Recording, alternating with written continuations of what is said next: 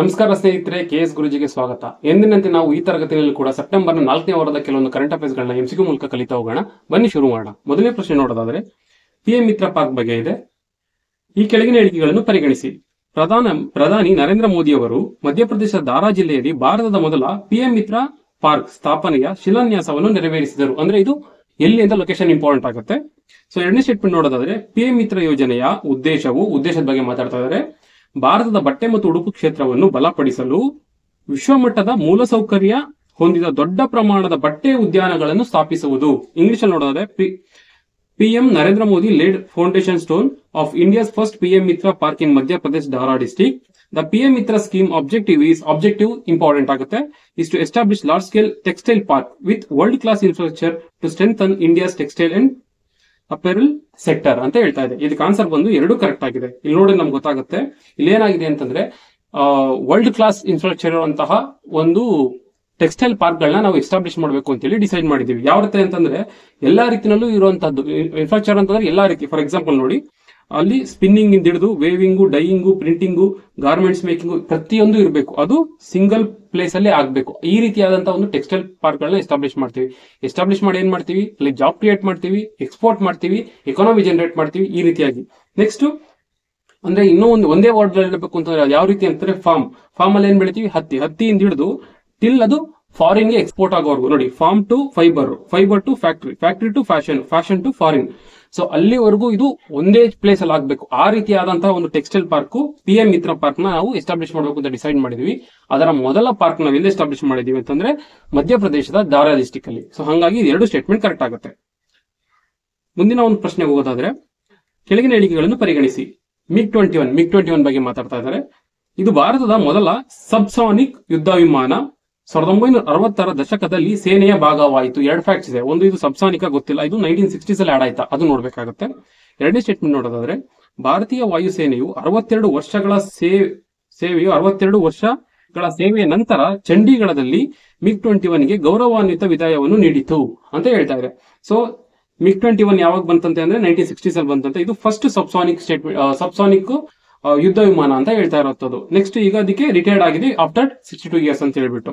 ಹೌದಲ್ವಾ? ಈಗ ನೋಡಿ 1960s 62 ಇಯರ್ಸ್ ಇವೆರಡು ಕಾಂಪ್ಲಿಮೆಂಟರಿ ಸ್ಟೇಟ್ಮೆಂಟ್ ಗಳಾಗ್ತವೆ. ನಾವು ಹಂಗ್ ನೋಡಿದ್ರೆ ಒಂದ್ ಸ್ವಲ್ಪ ಐಡಿಯಾ ಬರ್ತಾರೆ. ಈಗ ಇರುವಂತದ್ದು ನಾವು ಯಾವಾಗ 2025 ಇದೀವಿ. ಆಲ್ಮೋಸ್ಟ್ 62 ಇಯರ್ಸ್ ಗೊತ್ತಾಗ್ತಾ ಇದೆ. ಸೊ ಹಾಗಾಗಿ ಇದು ಸ್ಟೇಟ್ಮೆಂಟ್ ಕರೆಕ್ಟ್ ಆಗೋ ಚಾನ್ಸಸ್ ಇರುತ್ತೆ. ಇದು ಸಬ್ಸಾನಿಕ್ ಅಲ್ಲ, ಬದಲಿಗೆ ಇದೊಂದು ಸೂಪರ್ ಸಾನಿಕ್ ಜೆಟ್ ಆಗುತ್ತೆ. ಇಲ್ಲಿ ನೋಡೋದು ನಮ್ಗೆ ಗೊತ್ತಾಗುತ್ತೆ. ಸೊ ಹಾಗಾಗಿ ಇದರ ಆನ್ಸರ್ ಬಂದು 2 ಓನ್ಲಿ ಆಗುತ್ತೆ. ಏನು ಸೂಪರ್ ಸಾನಿಕ್ ಅಂತಂದ್ರೆ ಈಗ ಫೈಟರ್ ಜೆಟ್ ಗಳು ಯಾವ ಒಂದು ಸ್ಪೀಡ್ ಅಲ್ಲಿ ಟ್ರಾವೆಲ್ ಮಾಡ್ತವೆ ಅನ್ನೋದ್ರ ಮೇಲೆ ಅದರ ಒಂದು ಕೆಟಗರಿ ಮಾಡ್ತಾ ಹೋಗ್ತೀವಿ. ಫಾರ್ ಎಕ್ಸಾಂಪಲ್ ಸಬ್ಸಾನಿಕ್ ಅಂತಂದ್ರೆ ಏನು, ಈಗ ವಿಂಡ್ ಸ್ಪೀಡ್ ಅಂತ ಕರಿತೀವಿ. ಗಾಳಿಯ ವೇಗಕ್ಕಿಂತ ಅದರ ಒಂದು ಜೆಟ್ ಸ್ಪೀಡ್ ಕಡಿಮೆ ಇದ್ರೆ ಅದನ್ನ ಸಬ್ಸಾನಿಕ್ ಅಂತ ಕರಿತೀವಿ. ಓಕೆನಾ? ಈಗ ಗಾಳಿಯ ವೇಗದಷ್ಟೇ ಇತ್ತು ಅಂತಂದ್ರೆ ಅದನ್ನ ಟ್ರಾನ್ಸಾನಿಕ್ ಅಂತ ಕರಿತೀವಿ. ಸಬ್ಸಾನಿಕ್ ತರ ಟ್ರಾನ್ಸಾನಿಕ್ ಅಂತ ಕರಿತೀವಿ. ನೆಕ್ಸ್ಟ್ ಇಫ್ ಇನ್ ಕೇಸ್ ಏನಾದ್ರೂ ಗಾಳಿ ವೇಗಕ್ಕಿಂತ ಆ ಜೆಟ್ ನ ವೇಗ ಜಾಸ್ತಿ ಇತ್ತು ಅಂತಂದ್ರೆ ಅದನ್ನ ಸೂಪರ್ಸಾನಿಕ್ ಅಂತ ಕರಿತೀವಿ. ಇಫ್ ಇನ್ ಕೇಸ್ ಏನಾದ್ರೂ ಅದೊಂದು 5 ಪಟ್ಟು ಇತ್ತು ಅಂತಂದ್ರೆ, ಅಂದ್ರೆ ಅದರ ವೇಗ ಗಾಳಿ ವೇಗಕ್ಕಿಂತ 5 ಪಟ್ಟು ಇತ್ತು ಅಂತಂದ್ರೆ ಅದನ್ನ ಹೈಪರ್ಸಾನಿಕ್ ಅಂತ ಕರಿತೀವಿ. ಸೊ ಈ ಒಂದು ವಿಧದಲ್ಲಿ ನಾವು ಫೈಟರ್ ಜೆಟ್ ಗಳನ್ನ ಡಿವೈಡ್ ಮಾಡ್ತಾ ಹೋಗ್ತೀವಿ. ಸೊ ಹಾಗಾಗಿ ಇದು ಕೇವಲ ಸಬ್ಸಾನಿಕ್ ಆಗಿ ಉಳಿದಿಲ್ಲ, ಬದಲಾಗಿ ಇದೊಂದು ಸೂಪರ್ ಸಾನಿಕ್ ಜೆಟ್ ಆಗಿತ್ತು. ಸೊ ಹಾಗಾಗಿ ಮೊದಲನೇ ಸ್ಟೇಟ್ಮೆಂಟ್ ರಾಂಗ್ ಆಗುತ್ತೆ, ಎರಡನೇ ಸ್ಟೇಟ್ಮೆಂಟ್ ಕರೆಕ್ಟ್ ಆಗುತ್ತೆ. ಇಲ್ಲಿ ನೋಡಿದ್ರೆ ಗೊತ್ತಾಗುತ್ತೆ ಮಿಗ್-21ಗೆ ಅಂದ್ರೆ India's first super sonic jet. ಇದು ನಮಗೆ ರಷ್ಯಾದಿಂದ ಸಿಕ್ಕಿದ್ದು, USSR ಅಂತ ಹೇಳ್ತೀವಲ್ಲ. ಸೊ ಆ ಟೈಮಲ್ಲಿ ಸಿಕ್ಕಿದ್ದು 1960s ಟೈಮ್, ಅಂದ್ರೆ ಚೈನಾ ವಾರ ಆಗುವಂತ ಟೈಮು ಅಥವಾ ಪಾಕಿಸ್ತಾನ ವಾರ ಆಗುವಂತ ಟೈಮ್ ಅಲ್ಲಿ ನಮಗೆ ಸಿಕ್ಕಿದ್ದಾಗಿರುತ್ತೆ. ಸೊ ಈಗ ಅದಕ್ಕೆ ಏನು ಮಾಡಿದ್ದಾರೆ ಅಂತಂದ್ರೆ ವಿದಾಯ ಹೇಳಿದ್ದಾರೆ. ಮಿಗ್-21 ನೆನ್ಪಿಟ್ಕೋಬೇಕು, ಎಕ್ಸಾಮ್ ದೃಷ್ಟಿನಲ್ಲಿ ಕೇಳೋ ಚಾನ್ಸಸ್ ಇರುತ್ತೆ. ಮುಂದಿನ ಪ್ರಶ್ನೆ ಹೋಗೋದಾದ್ರೆ 1958ರ ಸಶಸ್ತ್ರ ಸೇನೆ ವಿಶೇಷ ಅಧಿಕಾರ ಕಾಯ್ದೆ ಪ್ರಕಾರ ಕ್ಷೋಭೆಗೊಳಗಾದ ಪ್ರದೇಶಗಳಲ್ಲಿ ಸೇನೆ ಮತ್ತು CAPFಗೆ ಯಾವ ರೀತಿಯ ಅಧಿಕಾರಗಳನ್ನು ನೀಡಲಾಗುತ್ತದೆ ನೋಡಿ. ಅಂಡರ್ ದ ಆರ್ಮ್ಡ್ ಫೋರ್ಸ್ ಅಂದ್ರೆ ಆಸ್ಫಾ ಅಂತ ಕರಿತೀವಿ. Armed force special power act 1958 which of the following powers are granted to the army and CAPF in disturbance area ಅಂತ ಕೇಳ್ತಾರೆ. ಅಥವಾ ಡಿಸ್ಟರ್ಬ್ಡ್ ಏರಿಯಾದಲ್ಲಿ ಯಾವ ತರ ಪವರ್ ಇರುತ್ತೆ ಅವ್ರಿಗೆ ಅಂತ ಕೇಳ್ತಾರೆ. ಅಂದ್ರೆ ಇದು ಸ್ಪೆಷಲ್ ಪವರ್. ಡಿಸ್ಟರ್ಬ್ ಏರಿಯಾದಲ್ಲಿ ಒಂದು ಆರ್ಮಿನ ಅಥವಾ CAPFಗೆ ಯಾವ್ಯಾವ ಅಧಿಕಾರಗಳಿದೆ ಅಂತ ಕೇಳಿದ್ದಾರೆ ನೋಡಿ. ಕಾನೂನು ಉಲ್ಲಂಘನೆಯಲ್ಲಿ ಯಾರನ್ನಾದರೂ ಕೊಲ್ಲುವುದು, ಅಂದ್ರೆ ಕಾನೂನು ಉಲ್ಲಂಘನೆ ಯಾರನ್ನ ಮಾಡಿದ್ರೆ ಅವ್ರನ್ನ ಕೊಲ್ಲೋ ಅಧಿಕಾರ ಇದೆಯಾ? ನೆಕ್ಸ್ಟ್ ಯಾವುದೇ ಮನೆಗಳನ್ನು ವಾರಂಟಿ ಇಲ್ಲದೆ ತಪಾಸಣೆ ಮಾಡಬಹುದಾ? ನೆಕ್ಸ್ಟ್ ಕೇಂದ್ರ ಸರ್ಕಾರದ ಅನುಮತಿ ಇಲ್ಲದೆ ದಂಡನೆ ಮತ್ತು ಕಾನೂನು ಪ್ರಕರಣಗಳಿಂದ ರಕ್ಷಣೆ ಇದೆಯಾ? ಅಂದ್ರೆ ಇವ್ರು ಯಾರನ್ನ ಒಬ್ಬರನ್ನ ಕೊಂದಿರ್ತಾರಲ್ಲ, ಕೊಂದಿದ್ದಾಗ ಇವರು ರಿಟರ್ಜಿಗಳು ಅಥವಾ ಫಂಡಮೆಂಟಲ್ ರೈಟ್ಸ್ ವೈಲೇಷನ್ ಅಂತ ಹೇಳಿ ಕೋರ್ಟ್ ಹೋಗೋದು, ಈ ತರದ ಏನಾದ್ರು ಅವಕಾಶ ಇದೆಯಾ ಅಂತ ನೋಡೋದಾದ್ರೆ ಅಥವಾ ಅದರಿಂದ ರಕ್ಷಣೆ ಇದೆಯಾ ಈ ಆರ್ಮಡ್ ಫೋರ್ಸ್ಗೆ ಅಂತ ನೋಡೋದಾದ್ರೆ ಹೌದು, ಮೇಲಿನ ಎಲ್ಲನೂ ಇದೆ ನೋಡಿ. ಅವರು ಯಾರನ್ನ ಬೇಕಿದ್ರು ಕೊಲ್ಬಹುದು, ಲಾ ವೈಲೇಷನ್ ಮಾಡುವಂತವ್ರನ್ನ, ಜೊತೆಗೆ ಅರೆಸ್ಟ್ ಮಾಡಬಹುದು ಮತ್ತೆ ಸರ್ಚ್ ಮಾಡಬಹುದು ಅವ್ರ ಏರಿಯಾಗಳನ್ನ ವಿತೌಟ್ ವಾರೆಂಟ್, ಮತ್ತೆ ಪ್ರೊಟೆಕ್ಷನ್ ಫ್ರಮ್ ಪ್ರಾಸಿಕ್ಯೂಷನ್. ಈಗ ಅವ್ರು ಯಾವ್ದಾದ್ರು ಒಂದು ಯಾರನ್ನೋ ಒಬ್ರು ಕೊಂದಿದ್ದಾರೆ, ವಾರೆಂಟ್ ಅಥವಾ ಪ್ರಾಸಿಕ್ಯೂಟ್ ಮಾಡಿದ್ದಾರೆ, ಅರೆಸ್ಟ್ ಮಾಡಿದ್ದಾರೆ ಅಂದ ಮಾತ್ರಕ್ಕೆ ಅವ್ರ ವಿರುದ್ಧ ನಾವು ಯಾವುದೇ ರೀತಿನಲ್ಲೂ ಕೋರ್ಟ್ ಹೋಗಕ್ಕಾಗಲ್ಲ. ಸೊ ಹಂಗಾಗಿ ಎಲ್ಲಾನು ಚಾನ್ಸಸ್ ಇರುತ್ತೆ, ಎಲ್ಲಾ ಪವರ್ ಇರುತ್ತೆ CAPF ಗೆ ಅಥವಾ ಆರ್ಮಿಗೆ ಯಾವುದ್ರ ಮೂಲಕ ಈ ಒಂದು ಆಸ್ಫಾ 1958 ಆಕ್ಟ್ ಪ್ರಕಾರ. ಸೊ ಹಂಗಾಗಿ ಇದೆಲ್ಲ ಓಕೆ. ಇದನ್ನ ಯಾಕೆ ಈಗ ಸುದ್ದಿನಲ್ಲಿದೆ, ಯಾಕೆ ಅಂತಂದ್ರೆ ಈಗ ರೀಸೆಂಟ್ ಆಗಿ ಏನಾಗಿದೆ ಅಂತಂದ್ರೆ ಮಣಿಪುರ, ಅರುಣಾಚಲ್ ಪ್ರದೇಶ ಮತ್ತೆ ನಾಗಾಲ್ಯಾಂಡ್ ಅಲ್ಲಿ ಇನ್ನೂ 6 ತಿಂಗಳು ಈ ಆಸ್ಫಾನ ಎಕ್ಸ್ಟೆಂಡ್ ಮಾಡಿದ್ದಾರೆ. ಯಾಕೆ ಇವನ್ನ ಡಿಸ್ಟರ್ಬ್ ಏರಿಯಾ ಅಂತ ಡಿಕ್ಲೇರ್ ಮಾಡಿದ್ದಾರೆ. ಈಗ ಮಣಿಪುರಲ್ಲಿ ಅಂತ ತಗೊಂಡ್ರೆ ನಮಗೆ ಕೂಕಿ, ಮೈಟಿ ಈ ತರದೆಲ್ಲ ಕಾನ್ಫ್ಲಿಕ್ಟ್ ಆಗ್ತಾ ಇತ್ತು. ಇನ್ನು ನಾಗಾಲ್ಯಾಂಡ್ ಅಂತ ತಗೊಂಡಾಗ ಅಲ್ಲಿ ನಾಗಾಲಿಮ್ಸ್ ಸೆಪರೇಟಿಸಮ್ ತುಂಬಾ ಪೀಕ್ ಅಲ್ಲಿ. ಸೊ ಹಿಂಗಾಗಿ ಇದನ್ನೆಲ್ಲ ಕಂಟ್ರೋಲ್ ತಗೋಬೇಕು, ಲಾ ಅಂಡ್ ಆರ್ಡರ್ ಅಂತ ಹೇಳ್ಬಿಟ್ಟು ಈ ಆಸ್ಫಾ ಆಕ್ಟ್ ನ ಈ ಒಂದು 3 ನಾರ್ತ್ ಈಸ್ಟರ್ನ್ ಸ್ಟೇಟ್ ಗಳಲ್ಲಿ ಹಾಕಿದ್ರು. ಈಗ ಅದನ್ನ ಮತ್ತೆ 6 ತಿಂಗಳು ಎಕ್ಸ್ಟೆಂಡ್ ಮಾಡ್ತಾ ಇದ್ದಾರೆ. ಅದಕ್ಕೆ ಸುದ್ದಿನಲ್ಲಿ ಇರುವಂತದ್ದು ನೋಡಿ, ಇಲ್ಲಿ ನೋಡಿದ್ರೆ ಗೊತ್ತಾಗುತ್ತೆ. ಆ ಡಿಸ್ಟರ್ಬ್ ಏರಿಯಾದಲ್ಲಿ ಯಾರನ್ನ ಬೇಕಾದ್ರೂ ಕೊಲ್ಬಹುದು, ಅಂದ್ರೆ ಲಾ ಅಂಡ್ ಆರ್ಡರ್ ನ ಕಂಟ್ರೋಲ್ ತಗೊಳ್ಳೋಕೋಸ್ಕರ. ಮತ್ತೆ ಸರ್ಚ್ ಮಾಡಬಹುದು, ಅರೆಸ್ಟ್ ಮಾಡಬಹುದು, ವಿತೌಟ್ ವಾರೆಂಟ್ ಮಾಡಬಹುದು. ಮತ್ತೆ ಈ ರೀತಿಯಾಗಿ ಪ್ರಾಸಿಕ್ಯೂಷನ್ ಮಾಡಿದ್ರೆ ಅಥವಾ ಯಾವ್ದಾದ್ರು ಒಂದು ಕಾನೂನುಗಳನ್ನ ಅವರು ಆರ್ಮಿ ಫೋರ್ಸ್ ಕೈ ತಗೊಂಡ್ರೆ ಅವರ ವಿರುದ್ಧ ನಾವು ಕೋರ್ಟ್ಗಾಗ್ಲಿ ಅಥವಾ ಬೇರೆ ಕಡೆ ಆಗ್ಲಿ ನ್ಯಾಯ ಕೇಳೋದಕ್ಕೆ ಹೋಗಕ್ಕಾಗೋದಿಲ್ಲ. ಅವರಿಗೆ ಅದರಿಂದ ಪ್ರೊಟೆಕ್ಷನ್ ಸಿಕ್ಕಿರುತ್ತೆ. ಮುಂದಿನ ಪ್ರಶ್ನೆ ನೋಡೋದಾದ್ರೆ, ಭಾರತದ ಆಸ್ಟ್ರೋಸ್ಯಾಟ್ ಬಗ್ಗೆ ಕೆಳಗಿನ ಹೇಳಿಕೆಗಳನ್ನು ಪರಿಗಣಿಸಿ. ಆಸ್ಟ್ರೋಸ್ಯಾಟ್ ಬಗ್ಗೆ ಇದೆ. ಆಸ್ಟ್ರೋಸ್ಯಾಟ್ ಸ್ಟೇಟ್ಮೆಂಟ್ ನೋಡ್ತಾ ಹೋಗೋಣ. ಆಸ್ಟ್ರೋಸ್ಯಾಟ್ 2015ರಲ್ಲಿ PSLV C-30 ಮೂಲಕ ಶ್ರೀಹರಿಕೋಟಾದಿಂದ ಉಡಾಯಿಸಲ್ಪಟ್ಟಿತ್ತು. ಅಂದ್ರೆ ಶ್ರೀಹರಿಕೋಟಾದಿಂದ 2015ರಲ್ಲಿ ಉಡಾಯಿಸಲ್ಪಟ್ಟಿತ್ತಂತೆ. PSLV C-30 ಇಂದ ಉಡಾಯಿಸಿದ್ರಂತೆ. ಅಂದ್ರೆ ಮತ್ತೆ ಅದರ ಪೂರ್ವ ನಿರ್ಧಾರಿತ ಅವಧಿ ಬಂದು 5 ವರ್ಷ. 2 ಸ್ಟೇಟ್ಮೆಂಟ್ ಮರ್ಜ್ ಮಾಡಿದೆ, 5 ವರ್ಷ ಅಂತೆ. ನೆಕ್ಸ್ಟ್ ಸ್ಟೇಟ್ಮೆಂಟ್ ನೋಡೋದಾದ್ರೆ, ಆಸ್ಟ್ರೋಸ್ಯಾಟ್ ಒಂದು ಬಹು ತರಂಗ ಬಾಹ್ಯಾಕಾಶ ವೀಕ್ಷಣಾಲಯವಾಗಿದ್ದು 5 ಪೇಲೋಡ್ಗಳನ್ನು ಒಳಗೊಂಡಿದೆ ಮತ್ತು 10 ವರ್ಷಗಳ ನಂತರವೂ ಅಮೂಲ್ಯವಾದ ಡೇಟಾವನ್ನು ಒದಗಿಸುತ್ತಿದೆ. ಇದಕ್ಕೆ ಆನ್ಸರ್ ಬಂದು 2 ಕರೆಕ್ಟ್ ಆಗಿದೆ. ಹೌದು, ಈ ಆಸ್ಟ್ರೋಸ್ಯಾಟ್ ಏನಿದೆಯಲ್ಲ, ನಾವು ಆಸ್ಟ್ರೋನಮಿನ ಅಥವಾ ಒಂದು ಬಾಹ್ಯಾಕಾಶನ ಅಬ್ಸರ್ವ್ ಮಾಡಬೇಕು ಅಂತೇಳಿ ಲಾಂಚ್ ಮಾಡಿದಂತ ಮೊದಲನೇ ಸ್ಯಾಟಲೈಟ್ ಆಗಿರುತ್ತೆ. ಇದನ್ನ 2015ರಲ್ಲಿ ಲಾಂಚ್ ಮಾಡಿರ್ತೀವಿ. ಮತ್ತೆ ಇದು ಬೇರೆ ಬೇರೆ ತರಂಗಗಳು, ಫಾರ್ ಎಕ್ಸಾಂಪಲ್ ವಿಸಿಬಲ್ ಆಗ್ಬಹುದು, ಎಕ್ಸ್ರೇ ಆಗ್ಬಹುದು, ಮತ್ತೆ ಇನ್ಫ್ರಾರೆಡ್ ಆಗ್ಬಹುದು. ಈ ಎಲ್ಲಾ ರೀತಿಯ ರೇಸ್ ಗಳನ್ನ ಯೂಸ್ ಮಾಡ್ಕೊಂಡು ಬ್ಲಾಕ್ ಹೋಲ್ ಮತ್ತೆ ಗ್ಯಾಲಕ್ಸಿಗಳನ್ನ ಅಬ್ಸರ್ವ್ ಮಾಡುವಂತದ್ದು ಆಗ್ಬಹುದು. ಈ ಕೆಲಸನ ಮಾಡ್ತಿತ್ತು. ಸೊ ಇದನ್ನ 2015ರಲ್ಲಿ ಲಾಂಚ್ ಮಾಡಿದ್ರು. ಇನಿಷಿಯಲಿ ಏನಿದೆ ಅಂತಂದ್ರೆ ಇದರ ಒಂದು 5 ಇಯರ್ಸ್ಗೆ ರಿಸ್ಟ್ರಿಕ್ಟ್ ಮಾಡ್ಕೊಂಡಿದ್ರು, 5 ವರ್ಷಕ್ಕೆ ಇದು ಕೆಲಸ ಮಾಡಬೇಕು ಅಂತೇಳಿ. ಬಟ್ ಲಕ್ಕಿಲಿ ಏನಂತಂದ್ರೆ ಇದು ಇನ್ನು 10 ವರ್ಷ ಆದ್ರೂ ಕೂಡ ಇದು ನಡೀತಾನೆ ಬಂದಿದೆ. ಯಾಕೆ ಇದು ಇಂಪಾರ್ಟೆಂಟ್ ಅಂತಂದ್ರೆ, ಒಂದು ನಾವು ಫಸ್ಟ್ ಡೆಡಿಕೇಟೆಡ್ ಆಗಿ ಲಾಂಚ್ ಮಾಡಿದಂತ ಒಂದು ಏನಂತಾರೆ ಆಸ್ಟ್ರೋನಮಿ ಅಬ್ಸರ್ವೇಟರಿ ಆಗಿರುತ್ತೆ. ಮತ್ತೆ 10 ವರ್ಷ ಕಂಪ್ಲೀಟ್ ಮಾಡಿದೆ. ಮತ್ತೆ ಇದೆಷ್ಟು ರಿಲೆವೆನ್ಸ್ ಇದೆ ಅಂತಂದ್ರೆ, ಸುಮಾರು 50ಕ್ಕಿಂತ ಹೆಚ್ಚಿಗೆ ಕಂಟ್ರಿಗಳು ಇನ್ಕ್ಲೂಡಿಂಗ್ US ಇದರ ಒಂದು ಸದುಪಯೋಗ ಪಡ್ಕೋತಾ ಇದೆ ಅಥವಾ ಇದರ ಡೇಟಾನ ಯೂಸ್ ಮಾಡ್ಕೊತಾ ಇದೆ. ಸೊ ಹಂಗಾಗಿ ಇದು ಇಂಪಾರ್ಟೆಂಟ್ ಆಗುತ್ತೆ. ಮುಂದಿನ ಪ್ರಶ್ನೆ ಹೋಗೋದಾದ್ರೆ, ಗೋಕುಲ್ ಜಲಾಶಯ ಮತ್ತು ಉದಯ್ಪುರ್ ಜೀಲ್ ಇತ್ತೀಚೆಗೆ ರಾಮ್ಸರ್ ತಾಣಗಳಾಗಿ ಸೇರಿಸಲಾಗಿದೆ. ಇವು ಯಾವ ರಾಜ್ಯದಿಂದ ಸೇರಿಸಲಾಗಿದೆ ಅಂತ ಕೇಳಿದರೆ ಇದಕ್ಕೆ ಆನ್ಸರ್ ಬಂದ್ಬಿಟ್ಟು ಬಿಹಾರ್. ಹೌದು, ಈಗ ಬಿಹಾರಿಂದ ಏನ್ ಮಾಡಿದ್ದಾರೆ ಅಂತಂದ್ರೆ ರಾಮ್ಸರ್ ಸೈಟ್ಗೆ 2 ಜೌಗು ಪ್ರದೇಶಗಳನ್ನ ಆಡ್ ಮಾಡಿದ್ದಾರೆ. ಸೊ ಯಾವ ಅಂತಂದ್ರೆ ಗೋಕುಲ್ ಜಲಾಶಯ ಒಂದು, ಮತ್ತೆ ಇದು ಬಕ್ಸರ್ ಡಿಸ್ಟಿಕ್ ಅಲ್ಲಿ ಇರುವಂತದ್ದು. ನೆಕ್ಸ್ಟ್ ಉದಯ್ಪುರ್ ಜೀಲ್ ಬಂದ್ಬಿಟ್ಟು ಒಂದು ಚಂಪಾರಣ್ ಡಿಸ್ಟಿಕ್ ಅಲ್ಲಿ ನೋಡಕ್ ಸಿಗುವಂತದ್ದು. ಇವೆರಡನ್ನ ಏನ್ ಮಾಡಿದ್ದಾರೆ ಅಂತಂದ್ರೆ ಈಗ ರಾಮ್ಸರ್ ಸೈಟ್ ಗೆ ಆಡ್ ಮಾಡಿದ್ದಾರೆ. ರಾಮ್ಸರ್ ಸೈಟ್ ಬಗ್ಗೆ ನಾವು ಆಲ್ರೆಡಿ ಡಿಸ್ಕಸ್ ಮಾಡಿದೀವಿ. ಸ್ಟಾಟಿಕ್ಸ್ ಅಲ್ಲಿ ಕೂಡ ತುಂಬಾ ಚೆನ್ನಾಗಿ ನೋಡ್ಕೋಬೇಕಾಗುತ್ತೆ. ವೆರಿ ಇಂಪಾರ್ಟೆಂಟ್ ಕ್ವಶನ್ಸ್ ಇದು. ಈಗ ಅಪ್ಕಮಿಂಗ್ ಎಕ್ಸಾಮ್ಸ್ ಗಳಂತೂ ತುಂಬಾ ಇಂಪಾರ್ಟೆಂಟ್ ಆಗುತ್ತೆ. ಸೊ ಈ ಒಟ್ಟು ನಮ್ದು 93 ಆಗುತ್ತೆ. 93 ರಾಮ್ಸರ್ ಸೈಟ್ಸ್ ಗಳನ್ನ ಆಡ್ ಮಾಡಿದ್ದಾರೆ. ಸೊ ನೆನ್ಪಿಟ್ಕೋಬೇಕಾಗುತ್ತೆ. ರಾಮ್ಸರ್ ಸೈಟ್ ಅಂತಂದ್ರೆ ನಿಮ್ಗೆ ಗೊತ್ತಿದೆ, ಯಾವ್ದಾದ್ರು ಒಂದು ಇಂಟರ್ನ್ಯಾಷನಲ್ ಇಂಪಾರ್ಟೆನ್ಸ್ ಇರುವಂತಹ ಜೌಗು ಪ್ರದೇಶಗಳು, ಕೆರೆಗಳು, ಈ ಜಾಗಗಳನ್ನ ಏನ್ ಮಾಡ್ತಾರೆ ಅಂತಂದ್ರೆ ಇಂಟರ್ನ್ಯಾಷನಲ್ ರೆಕಗ್ನೈಸೇಷನ್ ಸಿಗಬೇಕು, ಪ್ರೊಟೆಕ್ಷನ್ ಸಿಗಬೇಕು, ಒಂದು ಫಂಡ್ ಚೆನ್ನಾಗಿ ರೀತಿ ಬರಬೇಕು, ಡೆವಲಪ್ಮೆಂಟ್ ಆಗಬೇಕು ಅಂತ ಹೇಳ್ಬಿಟ್ಟು ಇವನ್ ಏನ್ ಮಾಡ್ತಾರೆ ಅಂತಂದ್ರೆ ರಾಮ್ಸರ್ ಅಂತಂದ್ರೆ ಇರಾನ್ ನಲ್ಲಿ ಇದ್ದಂತ ಒಂದು ಪ್ಲೇಸ್. 1972 ನಲ್ಲಿ ಜೌಗು ಪ್ರದೇಶಗಳನ್ನ ಪ್ರೊಟೆಕ್ಷನ್ ಮಾಡಬೇಕು ಅಂದ್ರೆ ವೈಸ್ ಯೂಸ್ ಅಂತ ಒಂದು ಬರುತ್ತೆ ಕಾನ್ಸೆಪ್ಟ್. ವೈಸ್ ಯೂಸ್ ಅಂದ್ರೆ ನೀವು ಆ ಒಂದು ರಾಮ್ಸರ್ ಸೈಟ್ ಗಳಲ್ಲಿ ಲಿಸ್ಟ್ ಮಾಡಿದ್ರಿ ಅಂತಂದ್ರೆ ಅಲ್ಲಿರುವಂತಹ ಜೌಗು ಪ್ರದೇಶಗಳನ್ನ ನೀವು ಯೂಸ್ ಮಾಡ್ಕೋಬಾರ್ದು ಅಂತಲ್ಲ, ವೈಸ್ ಯೂಸ್ ಮಾಡಬೇಕು. ಅಂದ್ರೆ ಎನ್ವಿರಾನ್ಮೆಂಟಲ್ ಗೆ ಪ್ರೊಟೆಕ್ಷನ್ ಕೊಟ್ಟಂಗಿರ್ಬೇಕು, ನಮಗೂ ಅದು ಹೆಲ್ಪ್ ಆಗೋಂಗಿರ್ಬೇಕು. ಅಂದ್ರೆ ಸಸ್ಟೈನಬಲ್ ಡೆವಲಪ್ಮೆಂಟ್ ಅಂತ ಕರಿತೀವಿ. ಅಂದ್ರೆ ಅದನ್ನ ಹಾಳು ಮಾಡದೇನೆ ನಾವು ಅದರ ಸದುಪಯೋಗ ಪಡ್ಕೊಳ್ಳುವಂಥದ್ದು. ವೈಸ್ ಯೂಸ್ ನ ಬೇಸ್ ಮೇಲೆ ಇದು ಲಿಸ್ಟ್ ಆಗಿರುವಂತದ್ದು. ಸೊ ಸ್ವಲ್ಪ ಲಿಸ್ಟ್ ಗಳು ಬೇರೆ ಬೇರೆ ರೀಸೆಂಟ್ ಆಗಿ ಆಡ್ ಮಾಡಿರುವಂತಹ ಕೆಲವೊಂದು ರಾಮ್ಸರ್ ಸೈಟ್ ಗಳು ನೋಡ್ಕೊಳ್ಳಿ, ಎಕ್ಸಾಮ್ ಇಂಪಾರ್ಟೆಂಟ್ ಆಗಿ. ಅಟಾರ್ನಿ ಜನರಲ್ ಬಗ್ಗೆ ಇದೆ. ಅಟಾರ್ನಿ ಜನರಲ್ ಬಗ್ಗೆ ಕೆಳಗಿನ ಹೇಳಿಕೆಗಳನ್ನು ಪರಿಗಣಿ. ಎಜಿ ಅನ್ನು ರಾಷ್ಟ್ರಪತಿಗಳು ಕೇಂದ್ರ ಸರ್ಕಾರದ ಶಿಫಾರಸು ಮೇರೆಗೆ ನೇಮಕ ಮಾಡುತ್ತಾರೆ. AG is appointed by the president of India on the recommendations of union government. First statement ಹೇಳ್ತಿರುವಂತದ್ದು. ಎರಡನೇದು ಬಂದು ಎಜಿ ದೇಶದ ಯಾವುದೇ ನ್ಯಾಯಾಲಯದಲ್ಲಿ ಹಾಜರಾಗುವ ಹಕ್ಕನ್ನು ಹೊಂದಿದ್ದಾರೆ. AG as the right to appear any court in the country ಅಂತ ಹೇಳ್ತಾ ಇದೆ. ಸೊ ಎನಿ ಅಂತ ಹೇಳ್ಬಿಟ್ಟು ರಾಂಗ್ ಅಂತ ಅನ್ಕೊಳಕ್ ಹೋಗ್ಬಿಡಿ. ಉತ್ತರ ಎರಡು ಕರೆಕ್ಟ್ ಆಗಿದೆ. ಯಾಕೆ ಅಂತಂದ್ರೆ ಎಜಿ ಇರೋದೇ ಇವರೊಂದು highest legal officer of the country ಅಂತ ಕರಿತೀವಿ. ಅಂದ್ರೆ ಇವರು ಸರ್ಕಾರದ ಪರವಾಗಿ in the behalf of the government ಯಾವುದೇ ಒಂದು ಕೋರ್ಟ್ ಅಲ್ಲಾದ್ರೂ ಕೂಡ ಇವರು ಅಪಿಯರ್ ಆಗ್ತಾರೆ. ಸೊ ಈ ಸುದ್ದಿನ ಇದೆ ಅಂತಂದ್ರೆ ಈ ಒಂದು ಅಟಾರ್ನಿ ಜನರಲ್ ಯಾರು ವೆಂಕಟರಮಣಿ ಅನ್ನೋರನ್ನ ಈಗ ಆಲ್ರೆಡಿ ಅವರು ಸರ್ವಿಸ್ ಅಲ್ಲಿ ಇದ್ದವರು ಮತ್ತೆ 2 ವರ್ಷ ಇವ್ರನ್ನ ರೀಅಪಾಯಿಂಟ್ ಮಾಡಿದ್ದಾರೆ. ಯಾರು? ಪ್ರೆಸಿಡೆಂಟ್ ಅವರು. ಸೊ ಪ್ರೆಸಿಡೆಂಟ್ ಅವರು ಮತ್ತೆ ಇವ್ರನ್ನ ರೀಅಪಾಯಿಂಟ್ ಮಾಡಿದ್ದಾರೆ on the recommendation of the union government. ಯಾರು ಅಪಾಯಿಂಟ್ ಮಾಡ್ತಾರೆ ಅಂತ ನೆನ್ಪಿಟ್ಕೋಬೇಕು. ಯೂಶಲಿ ಎಲ್ಲಾ ಎಕ್ಸಿಕ್ಯೂಟಿವ್ ಆಫೀಸರ್ನ ಹೈಯೆಸ್ಟ್ ಎಕ್ಸಿಕ್ಯೂಟಿವ್ ಆಫೀಸರ್ ಯಾರು? ಪ್ರೆಸಿಡೆಂಟ್ ಅವರೇ ಅಪಾಯಿಂಟ್ ಮಾಡುವಂಥದ್ದು. ಸೊ ನೆನ್ಪಿಟ್ಕೋಬೇಕಾಗುತ್ತೆ.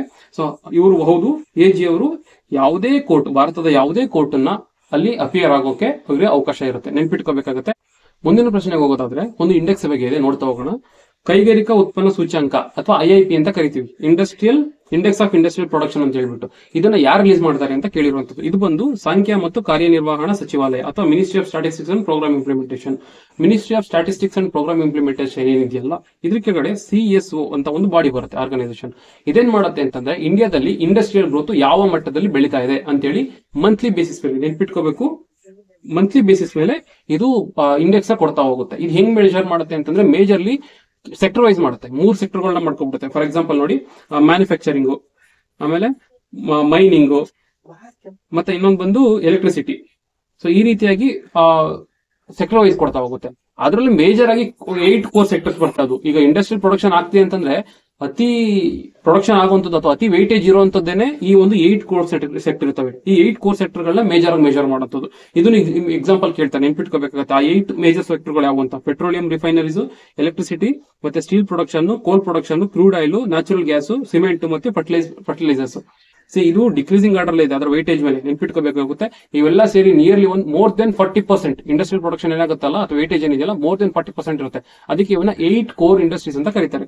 ಸೊ ಇದ್ರ ಸಂಬಂಧಪಟ್ಟಂಗೆ ಇದನ್ನೆಲ್ಲ ಮೆಜರ್ ಮಾಡಿ ಇವೇನ್ ಮಾಡುತ್ತೆ ಅಂತಂದ್ರೆ ಮಂತ್ಲಿ ಬೇಸಿಸ್ ಮೇಲೆ ಇಂಡೆಕ್ಸ್ ಕೊಡ್ತಾ ಹೋಗುತ್ತೆ. ಕಳೆದ ತಿಂಗಳಿಗಿಂತ ಈ ತಿಂಗಳಿಗೆ ಯಾವ ರೀತಿ ಆಗ್ತಾ ಹೋಗುತ್ತೆ. ಈಗ ಫಾರ್ ಎಕ್ಸಾಂಪಲ್ ನೋಡಿ, ಇದು ನಾವು September month current affairs discuss ಮಾಡ್ತಾ ಇದೀವಿ. ಇವ್ರೇನ್ ಮಾಡಿದ್ರೆ ಅಂತಂದ್ರೆ ಆಗಸ್ಟ್ ಮಂತ್ ಕಂಪೇರ್ ಮಾಡಿ ಹೇಳ್ತಾ ಇದ್ದಾರೆ. ಯಾರು ಅಲರ್ಟ್ ಹೇಳಿದಂಗೆ ministry of statistics programme implementation ನ CSO ಮಾಡ್ತಾ ಇರೋಂಥದ್ದು. ಏನ್ ಹೇಳುತ್ತೆ ಅಂತ ನೋಡಿ, ಈಗ ಫಾರ್ ಎಕ್ಸಾಂಪಲ್ ಮೈನಿಂಗ್ ಅಲ್ಲಿ ಒಂದು 6% ಜಾಸ್ತಿ ಆಗಿದೆ, ಎಲೆಕ್ಟ್ರಿಸಿಟಿಯಲ್ಲಿ ಒಂದು 40% ಎಕ್ಸ್ಟ್ರಾ ಪ್ರೊಡಕ್ಷನ್ ಆಗಿದೆ, ಪಾಸಿಟಿವ್ ಆಗಿದೆ ಅಂತ ಹೇಳಿ. ಸೊ ಇದನ್ನ ಮೆಜರ್ ಮಾಡುವಂಥದ್ದು. ಮುಂದಿನ ಒಂದು ಕ್ವಶನ್ ಹೋಗೋದಾದ್ರೆ, ಬದುಕಮ್ಮ ಹಬ್ಬದ ಬಗ್ಗೆ ಈ ಕೆಳಗಿನ ಹೇಳಿಕೆಗಳನ್ನು ಪರಿಗಣಿಸಿ. ಈ ಹಬ್ಬವು ಮಹಿಳೆಯರ ಅತ್ಯಂತ ಸಂಯೋಜಿತ ನೃತ್ಯ ಪ್ರದರ್ಶನ ಮತ್ತು ಅತಿದೊಡ್ಡ ಹೂವಿನ ಅಲಂಕಾರಕ್ಕಾಗಿ 2 ಗಿನ್ನಿಸ್ ವಿಶ್ವ ದಾಖಲೆಗಳನ್ನು ಹೊಂದಿದೆ. ರೀಸೆಂಟ್ ಆಗಿರುವಂತದ್ದು. The festival set to Guinness World Records for the largest floral decoration and most synchronised performance by women. ಈ 2ರಿಂದ ಏನಾಗಿದೆ ಅಂತಂದ್ರೆ 2 ವರ್ಲ್ಡ್ ರೆಕಾರ್ಡ್ ಆಗಿದೆ ಅಂತೆ. ಮೊದಲನೇ ಸ್ಟೇಟ್ಮೆಂಟ್. ಎರಡನೇ ಸ್ಟೇಟ್ಮೆಂಟ್ ಬಂದು ಬದುಕಮ್ಮ ತೆಲಂಗಾಣದ ರಾಜ್ಯ ಹಬ್ಬವಾಗಿದೆ ಅಂತ ಹೇಳಿ. ಇದಕ್ಕೆ ಆನ್ಸರ್ ಬಂದು 2 ಕರೆಕ್ಟ್ ಆಗಿದೆ. ಇಲ್ಲಿ ಆರ್ಟಿಕಲ್ ನೋಡಿದ್ರೆ ಗೊತ್ತಾಗುತ್ತೆ. ತೆಲಂಗಾಣಸ್ ಬದುಕಮ್ಮ ಫೆಸ್ಟಿವಲ್ ಅಂದ್ರೆ ತೆಲಂಗಾಣದ ಇದು ಸ್ಟೇಟ್ ಫೆಸ್ಟಿವಲ್ ಯಾವುದು, ಬದುಕಮ್ಮ. ಸೊ ಇದೇನಾಗಿದೆ ಅಂತಂದ್ರೆ ಯೂಶಲಿ ನವರಾತ್ರಿ ಟೈಮ್ ಅಲ್ಲಿ ಪಾರ್ವತಿ ಅಥವಾ ಗೌರಿನ ಡೆಡಿಕೇಟೆಡ್ ಆಗಿ ಪೂಜೆ ಮಾಡುವಂತದ್ದು ಅಥವಾ ಆರಾಧಿಸುವಂತಹ ಒಂದು ಹಬ್ಬ ಆಗಿರುತ್ತೆ. ತೆಲಂಗಾಣದಲ್ಲಿ ಆಚರಣೆ ಮಾಡ್ತಾರೆ. ಸೊ ಇಲ್ಲೇನ್ ಮಾಡ್ತಾರೆ ಅಂತಂದ್ರೆ ಆಲ್ಮೋಸ್ಟ್ 9 days ಫೆಸ್ಟಿವಲ್ ಇದು. ಇಲ್ಲೇನ್ ಮಾಡ್ತಾರೆ ಅಂತಂದ್ರೆ ಹೂವಿನ ಅಲಂಕಾರ ಮಾಡುವಂಥದ್ದು, ಹೂವಿನ ಅಲಂಕಾರ ಮಾಡಿ ಆರಾಧನೆ ಮಾಡುವಂಥದ್ದು. ಸೊ ಮತ್ತೆ ಇಲ್ಲಿ ನೃತ್ಯ, ಡ್ಯಾನ್ಸ್ ಇದೆಲ್ಲ ಇರುತ್ತೆ. ಸೊ ಏನಾಗಿದೆ ಅಂತಂದ್ರೆ ವರ್ಲ್ಡ್ ರೆಕಾರ್ಡ್ ಆಗಕ್ಕೆ ಕಾರಣ ಏನಂದ್ರೆ ಈ ತೆಲಂಗಾಣದಲ್ಲಿ ಒಂದು ಲಾರ್ಜೆಸ್ಟ್ ಅಥವಾ ಲೆಂತಿಯಸ್ಟ್ ಫ್ಲವರ್ ಡೆಕೋರೇಷನ್ ಮಾಡಿದ್ದಾರೆ. ನೋಡಿ, ಸುಮಾರು 63 ಅಡಿಯಷ್ಟು ಎತ್ತರ ಇರುವಂತದ್ದು ಒಂದು ಫ್ಲವರ್ ಡೆಕೋರೇಷನ್ ಮಾಡಿದ್ದಾರೆ. ಸೊ ಒಂದಾದ್ರೆ, ಎರಡನೇದೇನಾಗಿದೆ ಅಂತಂದ್ರೆ ಆಲ್ಮೋಸ್ಟ್ 1000 ಗಿಂತ ಜಾಸ್ತಿ ಅಂದ್ರೆ 1354 ವುಮೆನ್ ಏನ್ ಮಾಡಿದ್ರೆ ಪ್ರಾಪರ್ ಸಿಂಕ್ರನೈಸ್ಡ್ ಆಗಿ ಡ್ಯಾನ್ಸ್ ಮಾಡಿದ್ದಾರೆ. ಸೊ ಹಂಗಾಗಿ ಇವೆರಡನ್ನೂ ಸೇರಿ ಈಗ ವರ್ಲ್ಡ್ ರೆಕಾರ್ಡ್ ಆಗಿರುವಂತದ್ದು. ಸೊ ಇದು ನೆನ್ಪಿಟ್ಕೋಬೇಕಾಗುತ್ತೆ, ವೆರಿ ಇಂಪಾರ್ಟೆಂಟ್. ಮುಂದಿನ ಆರ್ಟಿಕಲ್ ಹೋಗೋದಾದ್ರೆ, ಕ್ರಿಕೆಟ್ ಇತಿಹಾಸದಲ್ಲಿ ಅತ್ಯಂತ ಹೆಚ್ಚು ಏಷ್ಯಾ ಕಪ್ ಸರಣಿ ಗೆದ್ದ ತಂಡ ಯಾವುದು ಅಂತ ಕೇಳಿದೆ. ಅಂದ್ರೆ ಏಷ್ಯಾ ಕಪ್ ಸರಣಿ ರೀಸೆಂಟ್ ಆಗಿ ಇಂಡಿಯಾ ಗೆದ್ದಿತ್ತು. ಸೊ ಅದ್ರ ಬಗ್ಗೆ ಇರುವಂತ ಕ್ವಶನ್. ಅತ್ಯಂತ ಹೆಚ್ಚು ಅಂದ್ರೆ ಯಾರು ಗೆದ್ದಿರೋದು ಅಂತಂದ್ರೆ ಭಾರತನೇ. ಯಾಕೆ ಅಂತಂದ್ರೆ ಆಲ್ಮೋಸ್ಟ್ ನಾವು 8 ಟೈಮ್ ಈಗ ನೆನ್ಪಿಟ್ಕೋಬೇಕಾಗತ್ತೆ. ಸೊ ಈಗ ಏನಾಗಿದೆ ಅಂತಂದ್ರೆ 8 ಟೈಟಲ್ಗಳು ಇಂಡಿಯಾ ಗೆದ್ದಿದೆ. ಸೊ 1984 ಇದು ಸ್ಟಾರ್ಟ್ ಆಗಿರುವಂತದ್ದು. ಈಗ T20 ಫಾರ್ಮೆಟ್, ODI ಮತ್ತೆ T20 ಫಾರ್ಮೆಟ್ ಅಲ್ಲಿ ನಡೆಯುತ್ತಿದ್ದು. ಮತ್ತೆ ಇದ್ರ ಬಗ್ಗೆ ಏನ್ ತಿಳ್ಕೊಬೇಕು ಎಕ್ಸ್ಟ್ರಾ ನೀವು ಅಂತಂದ್ರೆ, ಈ ಮ್ಯಾನ್ ಆಫ್ ದಿ ಮ್ಯಾಚ್ ಯಾರು, ಮ್ಯಾನ್ ಆಫ್ ದಿ ಸೀರೀಸ್ ಯಾರು ಅದನ್ನು ತಿಳ್ಕೊಬೇಕಾಗುತ್ತೆ. ಮ್ಯಾನ್ ಆಫ್ ದಿ ಮ್ಯಾಚ್ ಬಂದು ತಿಲಕ್ ವರ್ಮಾ ಅನ್ಸುತ್ತೆ. ಮ್ಯಾನ್ ಆಫ್ ದಿ ಮ್ಯಾಚ್ ಬಂದು ತಿಲಕ್ ವರ್ಮಾ, ಮತ್ತೆ ಮ್ಯಾನ್ ಆಫ್ ದಿ ಸೀರೀಸ್ ಬಂದು ಅಭಿಷೇಕ್ ಶರ್ಮಾ. ಸೊ ಇವ್ರುಗಳು ಇದನ್ನ ನೋಡ್ಕೋಬೇಕಾಗುತ್ತೆ. ಮುಂದಿನ ಒಂದು ಪ್ರಶ್ನೆಗೆ ಹೋಗೋದಾದ್ರೆ, ಇತ್ತೀಚೆಗೆ 2025ರಲ್ಲಿ ಲತಾ ಮಂಗೇಶ್ಕರ್ ಸಮ್ಮಾನ್ ಅವಾರ್ಡ್ ಪ್ರಶಸ್ತಿಯನ್ನು ಯಾರು ಪಡೆದರು? ಲತಾ ಮಂಗೇಶ್ಕರ್ ಸಮ್ಮಾನ್ ಅಲಂಕಾರ್ ಪ್ರಶಸ್ತಿಯನ್ನು ಯಾರು ಪಡೆದರು ಅಂತ ಕೇಳಿದ್ದಾರೆ. ಇದಕ್ಕೆ ಆನ್ಸರ್ ಬಂದು ಸೋನು ನಿಗಮ್ ಅವರು. ಸೊ ಇದನ್ನು ಕೊಡುವಂತದ್ದು ಮಧ್ಯಪ್ರದೇಶ ಗೌರ್ಮೆಂಟ್ ಕೊಡುವಂತದ್ದಾಗಿರುತ್ತೆ. ಸೊ ಇಲ್ಲಿ ನೋಡಿದ್ರೆ ಗೊತ್ತಾಗುತ್ತೆ, ಲತಾ ಮಂಗೇಶ್ಕರ್ ಸಮ್ಮಾನ್ ಅವಾರ್ಡ್ ನ ಈಗ ಸೋನು ನಿಗಮ್ ಕೊಟ್ಟಿದ್ದಾರೆ. ಸೊ ಏನಂದ್ರೆ birth anniversary of the Lata Mangeshkar ಅವರ ಒಂದು ಜನ್ಮದಿನದ ಪ್ರಯುಕ್ತ ಇದನ್ನ ಅವಾರ್ಡ್ ಕೊಟ್ಟಿರುವಂತದ್ದು. ಕೇಳೋ ಚಾನ್ಸಸ್ ಇರುತ್ತೆ, ನೆನ್ಪಿಟ್ಕೊಳ್ಳಿ. ಮುಂದಿನ ಪ್ರಶ್ನೆಗೆ ಹೋಗೋದಾದ್ರೆ, ಶೀತಲ್ ದೇವಿ 2025ರಲ್ಲಿ ವಿಶ್ವ ಚಾಂಪಿಯನ್ ಆಗಿ ಮಹಿಳಾ ಕಾಂಪೌಂಡ್ ಇಂಡಿವಿಜುವಲ್ ಇವೆಂಟ್ ಮಹಿಳಾ ಕಾಂಪೌಂಡ್ ಇಂಡಿವಿಜುವಲ್ ಈವೆಂಟ್ ನಲ್ಲಿ ಚಿನ್ನದ ಪದಕವನ್ನು ಗೆದ್ದರು. ಯಾರು? ಶೀತಲ್ ದೇವಿ ಅವರು ಚಿನ್ನದ ಪದಕ ಗೆದ್ದಿದ್ದಾರೆ. 2025ರ ವಿಶ್ವ ಚಾಂಪಿಯನ್ ಆಗಿ ಹೊರಹೊಮ್ಮಿದ್ದಾರೆ. ಅವರ ಈ ಸಾಧನೆಯನ್ನು ಸಾಧಿಸಿದ ಭಾರತೀಯ ಮಹಿಳೆಯರೇ ಮೊದಲಾಗಿದ್ದಾರೆ. ಸೊ ಈ ಶೀತಲ್ ದೇವಿ ಯಾವ ಕ್ರೀಡೆಗೆ ಸಂಬಂಧಿಸಿದವರು ಅಂತ ಕೇಳಿದ್ದಾರೆ. ಇದು ಬಂದು ಆನ್ಸರ್ ಬಂದು ಬಿಲ್ಲುಗಾರಿಕೆ. ಈ ಹಂಗ್ ನೋಡಕ್ ಹೋದ್ರೆ ಇಂಡಿಯಾದಲ್ಲೇ ಇಲ್ಲ, ಇಡೀ ಪ್ರಪಂಚದಲ್ಲೇನೆ ಎರಡೂ ಕೈಗಳಿಲ್ಲದೆ ಫಸ್ಟ್ ಟೈಮ್ ಬಿಲ್ವಿದ್ಯೆನಲ್ಲಿ ಯಾರಾದ್ರೂ ಒಬ್ಬರು ವರ್ಲ್ಡ್ ಚಾಂಪಿಯನ್ ಆಗಿದ್ದಾರೆ ಅಂದ್ರೆ ಅವರು ಶೀತಲ್ ದೇವಿ. ನೆನ್ಪಿಟ್ಕೋಬೇಕಾಗತ್ತೆ. ನೋಡಿ, ಇವರಿಗೆ ಎರಡೂ ಕೈಗಳಿಲ್ಲ, ಆದ್ರೂ ಕೂಡ ಆರ್ಚರಿನಲ್ಲಿ ಗೋಲ್ಡ್ ಗೆದ್ದಿದ್ದಾರೆ. ಈ ಬಿಲ್ಲುಗಾರಿಕೆಯಲ್ಲಿ ಗೋಲ್ಡ್ ಗೆದ್ದಿದ್ದಾರೆ. ವರ್ಲ್ಡ್ ಚಾಂಪಿಯನ್ ಆಗಿ ಹೊರಹೊಮ್ಮಿದ್ದಾರೆ. ವೆರಿ ವೆರಿ ಇಂಪಾರ್ಟೆಂಟ್ ಈ ವರ್ಷದ ಒಂದು ಕರೆಂಟ್ ಅಫೇರ್ಸ್ಗೆ. ಮುಂದಿನ ಒಂದು ಕ್ವಶನ್ ನೋಡೋದಾದ್ರೆ, ಈ ಕೆಳಗಿನ ಹೇಳಿಕೆಗಳನ್ನು ಪರಿಗಣಿಸಿ. ತಮಿಳುನಾಡಿನ ಡುಗಾಂಗ್ ಸಂರಕ್ಷಣಾ ವಲಯ ಉತ್ತರ ಪಾಕ್ ಬೇಗೆ ವ್ಯಾಪಿಸಿದೆ. ತಮಿಳುನಾಡಲ್ಲಿ ಒಂದು ಸಂರಕ್ಷಣಾ ವಲಯ ಇದೆಯಂತೆ, ಅದು ಡುಗಾಂಗ್ ಸಂಬಂಧಪಟ್ಟಿದ್ದು. ಅದು ಬಂದು ಎಲ್ಲಿದೆ ಅಂತಂದ್ರೆ ಉತ್ತರ ಪಾಕ್ ಬೇನಲ್ಲಿದೆ ಅಂತ ಮೊದಲನೇ ಸ್ಟೇಟ್ಮೆಂಟ್ ಹೇಳ್ತಾ ಇದೆ. ಸೊ ಎರಡನೇ ಸ್ಟೇಟ್ಮೆಂಟ್ ಬಂದು ಈ ರಿಸರ್ವ್ ಡುಗಾಂಗ್ ಗಳಿಗೆ ಆಹಾರವಾಗಿರುವ ಸಮುದ್ರ ಕಳೆಯಿಂದ ಕೂಡಿದೆ. ಯೂಶಲಿ ಸ್ಪೀಶೀಸ್ ಇತ್ತು ಅಂತಂದ್ರೆ ಅದ್ರ ಪ್ರೇ ಬೇಸ್ ಕೂಡ ಅಲ್ಲೇ ಇರುತ್ತೆ. ಸೊ ಅದಕ್ಕೆ ಅಲ್ಲಿರುವಂತದ್ದು ವಾಸ ಮಾಡುವಂತದ್ದು ಸ್ಪೀಶೀಸ್ ಆಗಿರುತ್ತೆ. ನೋಡೋಣ, ಬಟ್ ಇದು ಸಮುದ್ರ ಕಳೆ ಮೇಲೆ ಡಿಪೆಂಡ್ ಆಗಿದೆಯಾ? Will see. ನೆಕ್ಸ್ಟ್, ಡುಗಾಂಗ್ ಗಳನ್ನು IUCN ರೆಡ್ ಲಿಸ್ಟ್ ನಲ್ಲಿ ದುರ್ಬಲ ಅಥವಾ ವಲ್ನರಬಲ್ ಅಂತ ಹೇಳಿ ಲಿಸ್ಟ್ ಮಾಡಿದ್ದಾರೆ ಅಂತ ಹೇಳ್ತಾ ಇದೆ ಮೂರು ಸ್ಟೇಟ್ಮೆಂಟ್. ಇಲ್ಲಿ ಎಷ್ಟು ಸರಿಯಾಗಿವೆ ಹೇಳಿಕೆಗಳು ಅಂತ ಕೇಳಿದರೆ ಎಲ್ಲಾ ಮೂರು ಹೇಳಿಕೆಗಳು ಸರಿಯಾಗಿದೆ. ಈಗ ಒಂದು ಸಂರಕ್ಷಣಾ ವಲಯ ಅಂತಂದ್ರೆ ಕನ್ಸರ್ವೇಷನ್ ರಿಸರ್ವ್ ಅಂತ ಕರಿತೀವಿ. ಕನ್ಸರ್ವೇಷನ್ ರಿಸರ್ವ್ ಅಂತ ಹೇಳಿ, ಕನ್ಸರ್ವೇಷನ್ ರಿಸರ್ವ್ ಅಂತಂದ್ರೆ ಯಾವ್ದೋ ಒಂದು area national park, wildlife sanctuary ಅಥವಾ ಈ ರೀತಿ ಡಿಕ್ಲೇರ್ ಮಾಡಕ್ ಆಗಿಲ್ಲ ಅಂತಂದ್ರೆ ಸ್ಟೇಟ್ ಗವರ್ಮೆಂಟ್ ತನ್ನ ವೈಲ್ಡ್ ಲೈಫ್ ಪ್ರೊಟೆಕ್ಷನ್ ಆಕ್ಟ್, ನೆನ್ಪಿಟ್ಕೋಬೇಕು, ವೈಲ್ಡ್ ಲೈಫ್ ಪ್ರೊಟೆಕ್ಷನ್ ಆಕ್ಟ್ ಅನ್ನ ಯೂಸ್ ಮಾಡ್ಕೊಂಡು ಆ ಏರಿಯಾನ ಕಮ್ಯುನಿಟಿ ರಿಸರ್ವ್ ಅಥವಾ ಕನ್ಸರ್ವೇಷನ್ ರಿಸರ್ವ್ ಅಂತ ಡಿಕ್ಲೇರ್ ಮಾಡುತ್ತೆ. ಸೊ ಈಗ ಏನಾಗಿದೆ ಅಂತಂದ್ರೆ ಈ ಒಂದು ಡುಗಾಂಗ್ ಅಂತಂದ್ರೆ ಇದನ್ನ ಸೀಕವ್ ಅಂತಾನು ಕರಿತೀವಿ ಅಥವಾ ಸಮುದ್ರ ಹಸು ಅಂತ ಹೇಳ್ಬಿಟ್ಟು. ಇದು ಯಾಕೆ ಇದನ್ನ ಹಸು ಅಂತ ಕರಿತೀವಿ ಅಂತಂದ್ರೆ ಇದು ಸಮುದ್ರದಲ್ಲಿ ವಾಸ ಮಾಡುವಂತಹ ಸಸ್ತನಿಗಳಲ್ಲೇ ಏಕೈಕ ಶಾಕಾಹಾರಿ ಪ್ರಾಣಿ ಆಗಿರುತ್ತೆ. ಅಂದ್ರೆ ಸಮುದ್ರ ಕಳೆ ಅಂತ ಏನ್ ಹೇಳಿದ್ವಲ್ಲ ಈಗ ಸೀಗ್ರಾಸ್, ಅದ್ರ ಮೇಲೆ ಡಿಪೆಂಡ್ ಆಗಿರುವಂತಹ ಪ್ರಾಣಿ ಆಗಿರುತ್ತೆ. ಸೊ ಇದನ್ನ ಸಂರಕ್ಷಣೆ ಮಾಡಬೇಕು ಅಂತ ಹೇಳಿ ತಮಿಳುನಾಡು ಸರ್ಕಾರ wild life protection act 1972 use ಮಾಡಿಕೊಂಡು ಆ ಒಂದು ಏರಿಯಾನ, ಯಾವ ಏರಿಯಾ? ಪಾಕ್ ಬೇ, ಉತ್ತರದ ಪಾಕ್ ಬೇ, ಅಂದ್ರೆ ಪಾಕ್ ಬೇನ ಉತ್ತರ ಭಾಗನ ಏನಂತ ಡಿಕ್ಲೇರ್ ಮಾಡಿ ಅಂತಾನೆ ಕಮ್ಯುನಿಟಿ ರಿಸರ್ವ್ ಅಂತ ಹೇಳಿ ಅಥವಾ ಕನ್ಸರ್ವೇಷನ್ ರಿಸರ್ವ್, ನೆನ್ಪಿಟ್ಕೋಬೇಕು, ಕನ್ಸರ್ವೇಷನ್ ರಿಸರ್ವ್ ಅಂತ ಹೇಳಿ ಡಿಕ್ಲೇರ್ ಮಾಡಿತ್ತು. ಸೊ ಈಗ ಅದರ ಇಂಟರ್ನ್ಯಾಷನಲ್ ಇಂಪಾರ್ಟೆನ್ಸ್ ಅರ್ಥ ಮಾಡ್ಕೊಂಡು IUCN ಇದನ್ನ ರೆಕಗ್ನೈಸ್ ಮಾಡಿದೆ. ಸೊ ಅದಕ್ಕೆ ಸುದ್ದಿನಲ್ಲಿರುವಂತದ್ದು ನೆನ್ಪಿಟ್ಕೋಬೇಕಾಗುತ್ತೆ. ಈ ಹೇಳಿದಷ್ಟು ಫ್ಯಾಕ್ಟ್ಸ್ ಗಳು ಇಂಪಾರ್ಟೆಂಟ್ ಆಗುತ್ತೆ. ಮತ್ತೆ ಇದು IUCN ಲಿಸ್ಟ್ ಅಲ್ಲಿ ವಲ್ನರಬಲ್ ಆಗಿದೆ. ಇದನ್ನೆಲ್ಲ UPSC ನಲ್ಲಿ ಕೇಳಿದ್ದಾರೆ. ಮುಂದಿನ ಪ್ರಶ್ನೆ ಹೋಗೋದಂದ್ರೆ, ಬಾರನ್ ದ್ವೀಪ ಭಾರತದ ಏಕೈಕ ಸಕ್ರಿಯ ಜ್ವಾಲಾಮುಖಿ ಇತ್ತೀಚೆಗೆ ಸ್ಫೋಟಗೊಂಡಿದೆ. ಅದರ ಮೊದಲ ದಾಖಲೆಯ ಸ್ಫೋಟ 1782ರಲ್ಲಿ ನಡೆದಿದೆ. ಓಕೆ, ಇವರು ಇನ್ಫಾರ್ಮೇಶನ್ ಕೊಡ್ತಾ ಇದ್ದಾರೆ. ಈ ಬಾರನ್ ದ್ವೀಪ ಯಾವ ಪ್ರದೇಶದಲ್ಲಿದೆ ಕೇಳ್ತಾ ಇರೋದು. ಯಾವ ಪ್ರದೇಶದಲ್ಲಿದೆ ಅಂತ ಕೇಳ್ತಾ ಇರೋದು. It is first yearly where is the ಬಾರನ್ island is located ಅಂತ ಕೇಳ್ತಿದ್ದಾರೆ. ಅಂಡಮಾನ, ನಿಕೋಬಾರ, ವೀಲರ್ ದ್ವೀಪನ, ಲಕ್ಷದ್ವೀಪನ ಅಂತ ನೋಡೋದಾದ್ರೆ ಇದಕ್ಕೆ ಆನ್ಸರ್ ಬಂದು ನಿಕೋಬಾರ್ ದ್ವೀಪ. ಇನ್ನು ಸ್ಪೆಸಿಫಿಕಲಿ ಹೇಳ್ಬೇಕು ಅಂತಂದ್ರೆ ಇದು ಅಂಡಮಾನ್ ನಿಕೋಬಾರ್ ಅಂತ ಹೇಳಿ ಎಲ್ಲ ಕಡೆ ಕೊಟ್ಟಿರ್ತಾರೆ, ಬಟ್ ನಿಕೋಬಾರ್ ದ್ವೀಪದಲ್ಲಿ ಇದು ಲೊಕೇಟ್ ಆಗಿರುವಂತದ್ದು. ಯಾಕಂದ್ರೆ ಒಂದು ಯಾವ್ದೋ ಎಕ್ಸಾಮ್ ಅಲ್ಲಿ ಹಂಗೆ ಕೇಳಿದ್ದಾರೆ, ಅದಕ್ಕೋಸ್ಕರ.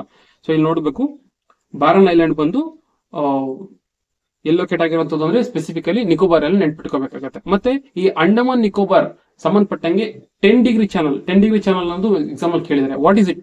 ಈ 10 ಡಿಗ್ರಿ ಚಾನಲ್ ಅಂದ್ರೆ ಏನು ಅಂತ ಹೇಳಿ ನಾನು ಕಮೆಂಟ್ ಸೆಕ್ಷನ್ ಹೇಳಿ. ಮುಂದಿನ ಪ್ರಶ್ನೆಗೆ ಹೋಗುತ್ತಾರೆ. ಮೈಸೂರಿನಲ್ಲಿ 2983 ಡ್ರೋನ್ಗಳೊಂದಿಗೆ ಗಿನ್ನಿಸ್ ದಾಖಲೆ ಮಾಡಿದ ಆಕೃತಿ ಯಾವ ಪ್ರಾಣಿಯದ್ದಾಗಿದೆ? ಅಂದ್ರೆ ಮೈಸೂರು ದಸರಾದಲ್ಲಿ ಇತ್ತೀಚೆಗೆ ಒಂದು ಗಿನ್ನಿಸ್ ವರ್ಲ್ಡ್ ರೆಕಾರ್ಡ್ ಆಗಿದೆ. ಏನಂತಂದ್ರೆ ಡ್ರೋನ್ಗಳನ್ನ ಬಳಸ್ಬಿಟ್ಟು ಆಕೃತಿಗಳನ್ನ ಕ್ರಿಯೇಟ್ ಮಾಡಿದ್ದಾರೆ. ಆ ಆಕೃತಿ ಯಾವುದು ಅಂತ ಕೇಳಿದ್ದಾರೆ. ಆನೆದ, ಹುಲಿದ, ನವಿಲ್ದ, ಸಿಂಹದ ಅಂತ ಕೇಳಿದ್ದಾರೆ. ಇದಕ್ಕೆ ಆನ್ಸರ್ ಬಂದು ಹುಲಿ. ನೆನ್ಪಿಟ್ಕೋಬೇಕಾಗತ್ತೆ, ಹುಲಿ. ಇಲ್ಲಿ ನೋಡಿದ್ರೆ ಗೊತ್ತಾಗುತ್ತೆ. ಇದನ್ನ ಕನ್ಫರ್ಮ್ ಮಾಡಿರುವಂತವ್ರು ಯಾರು ಅಂತಂದ್ರೆ ಚಾಮುಂಡೇಶ್ವರಿ ಎಲೆಕ್ಟ್ರಿಸಿಟಿ ಸಪ್ಲೈ ಕಾರ್ಪೊರೇಷನ್ ಅವರಿಗೆ ಕನ್ಫರ್ಮ್ ಮಾಡಿದ್ದಾರೆ. ನೋಡಿ, ಈ ಹುಲಿ ಚಿತ್ರಕ್ಕೆ ಸುಮಾರು 3000 ಅನ್ನೋದಕ್ಕಿಂತ ಇನ್ನು ಆಕ್ಯುರೇಟ್ ಆಗಿ ಹೇಳ್ಬೇಕು ಅಂತಂದ್ರೆ 2983 ಡ್ರೋನ್ಗಳನ್ನ ಯೂಸ್ ಮಾಡ್ಕೊಂಡು ಈ ಹುಲಿ ಚಿತ್ರನ ಮಾಡಿದ್ದಾರೆ. ಸೊ ಹಂಗಾಗಿ ಇದು ಗಿನ್ನಿಸ್ ವರ್ಲ್ಡ್ ರೆಕಾರ್ಡ್ ಆಗಿರುತ್ತೆ. ಈಗ ಇನ್ನು 2024ರಲ್ಲಿ 1500 ಡ್ರೋನ್ಗಳನ್ನ ಯೂಸ್ ಮಾಡಿ ಆಕೃತಿಗಳನ್ನ ರಚನೆ ಮಾಡಿದ್ರು. ಬಟ್ ಈಗ ಗಿನ್ನಿಸ್ ರೆಕಾರ್ಡ್ ಮಾಡಲೇಬೇಕು ಅಂತ ಹೇಳಿ 3000 ಡ್ರೋನ್ಗಳು ಯೂಸ್ ಮಾಡ್ಕೊಂಡು ಮಾಡಿರುವಂತದ್ದು ವೆರಿ ಇಂಪಾರ್ಟೆಂಟ್. ಮುಂದಿನ ಒಂದು ಕ್ವಶನ್ ಹೋಗೋದಾದ್ರೆ, ಕರ್ನಾಟಕದ ಏಕರೂಪ ಭೂಸ್ವಾಧೀನ ವ್ಯವಸ್ಥೆ ಅಥವಾ unified land acquisition system data ಮಾಡ್ಯೂಲ್ಗಳ ಬಗ್ಗೆ ಈ ಕೆಳಗಿನ ಹೇಳಿಕೆಗಳಿಂದ ಪರಿಗಣಿಸಿ. ಓಕೆ, ಕೇಳಿದ್ದಾರೆ ಲ್ಯಾಂಡ್ ಅಕ್ವಿಸಿಷನ್ ಸಿಸ್ಟಮ್ ಬಗ್ಗೆ ಅಥವಾ ಯೂನಿಫೈಡ್ ಲ್ಯಾಂಡ್ ಅಕ್ವಿಸಿಷನ್ ಸಿಸ್ಟಮ್ ಬಗ್ಗೆ ಕೇಳಿದ್ದಾರೆ. ಈ ULMU ಕಂದಾಯ, ನೀರಾವರಿ, ನಗರಾಭಿವೃದ್ಧಿ, BDA, BMRDA, ಮೆಟ್ರೋ, ಕೆರೈಡ್, ಕೆಶಿಪ್ ಈ ರೀತಿಯಾಗಿ ಹಲವು ಭೂಸ್ವಾಮ್ಯ ಪಡೆಯುವ ಸಂಸ್ಥೆಗಳಿಗೆ ಸಾಮಾನ್ಯ ವೇದಿಕೆಯನ್ನು ಒದಗಿಸುತ್ತದೆ. ಸಾಮಾನ್ಯ ವೇದಿಕೆ ಅಂದ್ರೆ ಈ ರೀತಿ ಏನು ಭೂಸ್ವಾಮ್ಯ ಪಡೆಯುವಂತ ಸಂಸ್ಥೆಗಳಿದೆಯಲ್ಲ ಅದೆಲ್ಲದಕ್ಕೂ ಒಂದು ಕಾಮನ್ ಪ್ಲಾಟ್ಫಾರ್ಮ್ ಆಗುತ್ತೆ ಈ ಒಂದು ULMS ಅಂತ ಹೇಳ್ತಾ ಇದೆ ಮೊದಲನೇ ಸ್ಟೇಟ್ಮೆಂಟ್. ಎರಡನೇ ಸ್ಟೇಟ್ಮೆಂಟ್ ಬಂದು ಇದು ಭೂಮಿ, ಈ ಸ್ವತ್ತು, ಈ ಆಸ್ತಿ, ಕಾವೇರಿ ಮತ್ತು ಖಜಾನೆಗಳಿಗೆ ಸೇರಿದಂತೆ ವ್ಯವಸ್ಥೆಗಳೊಂದಿಗೆ ಸಂಪರ್ಕವನ್ನು ಹೊಂದಿದ್ದು ನೈಜ ಡೇಟಾವನ್ನು ನೇರವಾಗಿ ಪಡೆಯುತ್ತಿದೆ ಅಂತ ಹೇಳ್ತಾ ಇದೆ. ಇವೆರಡು ಕರೆಕ್ಟ್ ಆಗಿದೆ. ಯಾಕಂತಂದ್ರೆ ನಾವು ನೋಡಿದ್ರೆ ಗೊತ್ತಾಗುತ್ತೆ ಇದನ್ನ ಏನಕ್ಕೆ ಮಾಡಿದ್ದಾರೆ ಅಂತಂದ್ರೆ ಭೂ ಸ್ವಾಧೀನ ವ್ಯವಸ್ಥೆ ಏನ್ ಮಾಡ್ತಾರಲ್ಲ ಅದು ಯೂನಿಫಾರ್ಮ್ ಆಗಬೇಕು, ಎಲ್ಲಾ ಕಡೆನೂ ಪ್ರಾಪರ್ ಆಗಬೇಕು. ಈಗ ಫಾರ್ ಎಕ್ಸಾಂಪಲ್ ಲ್ಯಾಂಡ್ ಅಕ್ವಿಸಿಷನ್ ಡೆವಲಪ್ಮೆಂಟ್ಗೆ ಅಂತ ಹೇಳ್ಬಿಟ್ಟು ಸಾಕಷ್ಟು ಕಡೆ ತಗೋತಾರೆ. ಒಂದು ರೋಡ್ ಡೆವಲಪ್ಮೆಂಟ್ ಆಗ್ಬೋದು, ಏರ್ಪೋರ್ಟ್ ಡೆವಲಪ್ಮೆಂಟ್ ಆಗ್ಬೋದು, ಅಥವಾ ಸಣ್ಣ ಪುಟ್ಟ ವಿಚಾರಗಳಾಗಬಹುದು. ಸೊ ಅಲ್ಲಿ ಡೆವಲಪ್ಮೆಂಟ್ಗೆ ಅಂತೇಳಿ ಬೇರೆ ಬೇರೆ ಡಿಪಾರ್ಟ್ಮೆಂಟ್ಗಳು, ಫಾರ್ ಎಕ್ಸಾಂಪಲ್ ನೋಡಿ ಕೆ ರೈಡ್ ಸಬರ್ಬನ್ ರೈಲ್ವೆನ ಡೆವಲಪ್ ಮಾಡ್ತಾ ಇರೋಂಥದ್ದು ಕೆ ರೈಡ್. ಸೊ ಇದಾಗಬಹುದು, ಅಥವಾ BMRDA ಆಗ್ಬಹುದು, ಮೆಟ್ರೋಗಳನ್ನ ಡೆವಲಪ್ ಮಾಡೋದಕ್ಕೆ ಅಂತೇಳಿ ಇವ್ರು ಭೂ ಸ್ವಾಧೀನ ಮಾಡಬಹುದು, ಅಥವಾ ಬೆಂಗಳೂರು ಡೆವಲಪ್ಮೆಂಟ್ ಅಥಾರಿಟಿ ಆಗ್ಬಹುದು. ಅಂದ್ರೆ ಬೇರೆ ಬೇರೆ ಆರ್ಗನೈಸೇಷನ್ಗಳು ಏನ್ ಮಾಡ್ತಾ ಇದೆ ಅಂತಂದ್ರೆ ಡೆವಲಪ್ಮೆಂಟ್ಗೋಸ್ಕರ ಬೇರೆ ಬೇರೆ ರೀತಿಯಲ್ಲಿ ಭೂ ಸ್ವಾಧೀನ ಮಾಡ್ತಾ ಇದೆ. ಬಟ್ ಅದು ಯೂನಿಫಾರ್ಮ್ ಆಗಿ ಆಗ್ತಾ ಇಲ್ಲ. ಸೊ ಹಂಗಾಗಿ ಇದು ಯೂನಿಫಾರ್ಮ್ ಆಗಬೇಕು ಅಂತ ಹೇಳಿ ಇದನ್ನ ತಂದಿರುವಂತದ್ದು. ಎರಡನೇದು ಏನಂತಂದ್ರೆ ಅದಕ್ಕೆ ಸಂಬಂಧಪಟ್ಟಂತ ಡೇಟಾಗಳು ನಮ್ಗೆ ಎಲ್ಲಿ ಸಿಗ್ತವೆ? ಈಗ ಈ ಆಸ್ತಿ ಆಗ್ಬೋದು, ಈ ಸ್ವತ್ತು ಆಗ್ಬೋದು, ಇದರಲ್ಲಿ ತಾನೇ ನಾವು ಡಿಜಿಟಲ್ ರೆಕಾರ್ಡ್ಗಳನ್ನ ನಾವು ಸ್ಟೋರ್ ಮಾಡ್ತಾ ಹೋಗುವಂತದ್ದು. ಸೊ ಹಂಗಾಗಿ ಇದರ ಒಂದು ಸಹಾಯನು ಈ ಡೇಟಾ ಬೇಸ್ ಕೂಡ ಅದಕ್ಕೆ ಲಿಂಕ್ ಆಗೋದು ನೀಡೇ ಇರುತ್ತೆ. ಸೊ ಹಂಗಾಗಿ ಎರಡೂ ಲಿಂಕ್ ಆಗಿದೆ. ಅದಕ್ಕೋಸ್ಕರ ಇದನ್ನ ಯೂನಿಫಾರ್ಮ್ ಆಗಿ ಅಥವಾ ಏಕರೂಪ ಭೂಸ್ವಾಧೀನ ವ್ಯವಸ್ಥೆ ಅಂತ ಕರೆಯುವಂತದ್ದು. ಯಾಕೆ ಇದನ್ನೆಲ್ಲ ಮಾಡ್ತಾ ಇದಾರೆ ಅಂತಂದ್ರೆ ಈ ರೀತಿಯಾಗಿ ಲ್ಯಾಂಡ್ ಅಕ್ವಿಸಿಷನ್ ಆದಾಗ ಕೆಲವೊಂದು ಟೈಮಲ್ಲಿ ಏನಾಗುತ್ತೆ ಅಂತಂದ್ರೆ ಲ್ಯಾಂಡ್ ಅಕ್ವಿಸಿಷನ್ ಆಗ್ತಾರೆ, ಅವ್ರಿಗೆ ಅದು ಟ್ರಾನ್ಸ್ಪರೆಂಟ್ ಆಗಲ್ಲ, ಮೋಸ ಆಗುತ್ತೆ. ಮತ್ತೆ ಅವ್ರಿಗೆ ರೀಸೆಟ್ಲ್ಮೆಂಟ್ ಕೊಡಬೇಕಾಗುತ್ತೆ, ರಿಹಾಬಿಲಿಟೇಷನ್ ಕೊಡಬೇಕಾಗುತ್ತೆ, ಅಥವಾ ಕಾಂಪನ್ಸೇಷನ್ ಕೊಡಬೇಕಾಗುತ್ತೆ. ಯಾರು ಆ ಜಾಗನ ಕಳ್ಕೊತಾರೋ ಅವ್ರಿಗೆ ಕೊಡೋದಕ್ಕೂ ಆಗೋದಿಲ್ಲ. ಸೊ ಇದೆಲ್ಲ ಪ್ರಾಪರ್ ಆಗಲಿ ಅಂತ ಹೇಳ್ಬಿಟ್ಟು ಈ ಸರ್ಕಾರ ತಂದಿರುವಂತದ್ದು ಏಕರೂಪ ಭೂಸ್ವಾಮ್ಯ ಸ್ವಾಧೀನ ವ್ಯವಸ್ಥೆ ಅಥವಾ ಯೂನಿಫೈಡ್ ಲ್ಯಾಂಡ್ ಅಕ್ವಿಸಿಷನ್ ಸಿಸ್ಟಮ್. ನೆನ್ಪಿಟ್ಕೋಬೇಕು, unified land acquisition system. So ಇಲ್ಲಿ ನೋಡಿದ್ರೆ ಗೊತ್ತಾಗುತ್ತೆ ಯೂನಿಫೈಡ್ ಲ್ಯಾಂಡ್ ಅಕ್ವಿಸಿಷನ್ ಸಿಸ್ಟಮ್ ತಂದಿರುವಂತದ್ದು. ಏನಕ್ಕೆ ಅಂದ್ರೆ ಟ್ರಾನ್ಸ್ಪರೆನ್ಸಿ, ಎಫಿಷಿಯನ್ಸಿ ಮತ್ತು ಅಕೌಂಟಬಿಲಿಟಿ ಎನ್ಶೂರ್ ಮಾಡಿರುವಂತದ್ದು ಈ ಗವರ್ನೆನ್ಸ್ ಡಿಪಾರ್ಟ್ಮೆಂಟ್ ತಂದಿರುತ್ತೆ. ಸೊ ಇದು ಎಲ್ಲಾ ರೀತಿಯಲ್ಲಿ ಕಾಮನ್ ಪ್ಲಾಟ್ಫಾರ್ಮ್, BD ಆಗ್ಬೋದು, BMRDA ಆಗ್ಬೋದು, metro, K ride, K ship ಇದೆಲ್ಲದಕ್ಕೂ ಸೇರಿ ಒಂದು ಕಾಮನ್ ಪ್ಲಾಟ್ಫಾರ್ಮ್ ಆಗುತ್ತೆ.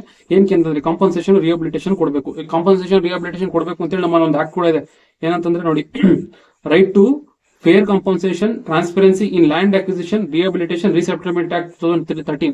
ಸೊ ಅದೊಂದು ಆಕ್ಟ್ ಇದೆ. ಆ ಆಕ್ಟ್ ಅನುಗುಣವಾಗಿ ಇದನ್ನು ತಂದಿರುವಂತದ್ದಾಗಿರುತ್ತೆ. ಸೊ ಆಲ್ರೆಡಿ ಹೇಳಿದಂಗೆ ಭೂಮಿ ಆಗ್ಬೋದು, ಈ ಸ್ವತ್ತು ಆಗ್ಬೋದು, ಈ ಆಸ್ತಿ ಆಗ್ಬೋದು, ಇದನ್ನೆಲ್ಲಾನು ಇಂಟಿಗ್ರೇಟ್ ಮಾಡಿರ್ತಾರೆ. ಮುಂದಿನ ಪ್ರಶ್ನೆಗೆ ಹೋಗೋದಾದ್ರೆ ಕಲಾಲೋಕ ಬಗ್ಗೆ ಈ ಕೆಳಗಿನ ಹೇಳಿಕೆಗಳನ್ನು ಪರಿಗಣಿಸಿ.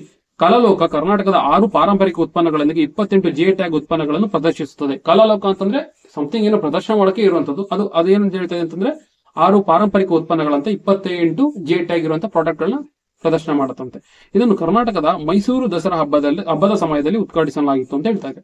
ಇದಕ್ಕೆ ಆನ್ಸರ್ ಬಂದ್ಬಿಟ್ಟು ಒನ್ನೊಂದ್ಲಿ ಆಗುತ್ತೆ. ಯಾಕಂತಂದ್ರೆ ಇದು ಮೈಸೂರಲ್ಲ ಇನಾಗ್ರೇಟ್ ಮಾಡಿದ್ದು, ಇದನ್ನ ಇನಾಗ್ರೇಟ್ ಮಾಡ್ತಿರುವಂತದ್ದು ಬೆಂಗಳೂರಲ್ಲಿ ಕೆಂಪೇಗೌಡ ಇಂಟರ್ನ್ಯಾಷನಲ್ ಏರ್ಪೋರ್ಟ್ ಅಲ್ಲಿ ಈ ಕರ್ನಾಟಕದ ಏನ್ ಕಲ್ಚರ್ ಇದೆಯಲ್ಲ, ಸೊ ಅದಕ್ಕೆ ಅಂತೇಳಿ 6 ಕಲ್ಚರಲ್ ಪ್ರಾಡಕ್ಟ್ಸ್ ಏನಿದೆ ನಮ್ದು, ಅದ್ರ ಜೊತೆಗೆ 28 GI ಪ್ರಾಡಕ್ಟ್ಸ್ ಏನಿದೆಯಲ್ಲ ಇದನ್ನ ಪ್ರಮೋಟ್ ಮಾಡಬೇಕು, ಶೋಕೇಸ್ ಮಾಡಬೇಕು, ಅಥವಾ ಫಾರಿನರ್ಸ್ ಗಳಿಗೆ ಅದನ್ನ ತೋರಿಸಿ ಎಕ್ಸ್ಪೋರ್ಟ್ ಮಾಡೋದಕ್ಕೂ ಅಥವಾ ಟ್ರೇಡ್ ಮಾಡೋದಕ್ಕೂ, ಅದನ್ನ ಎಕಾನಮಿನ ಗ್ರೋತ್ ಮಾಡೋದಕ್ಕೂ ಸಹಾಯ ಮಾಡಬೇಕು ಅಂತ ಹೇಳ್ಬಿಟ್ಟು ತಂದಿರುವಂತದ್ದು.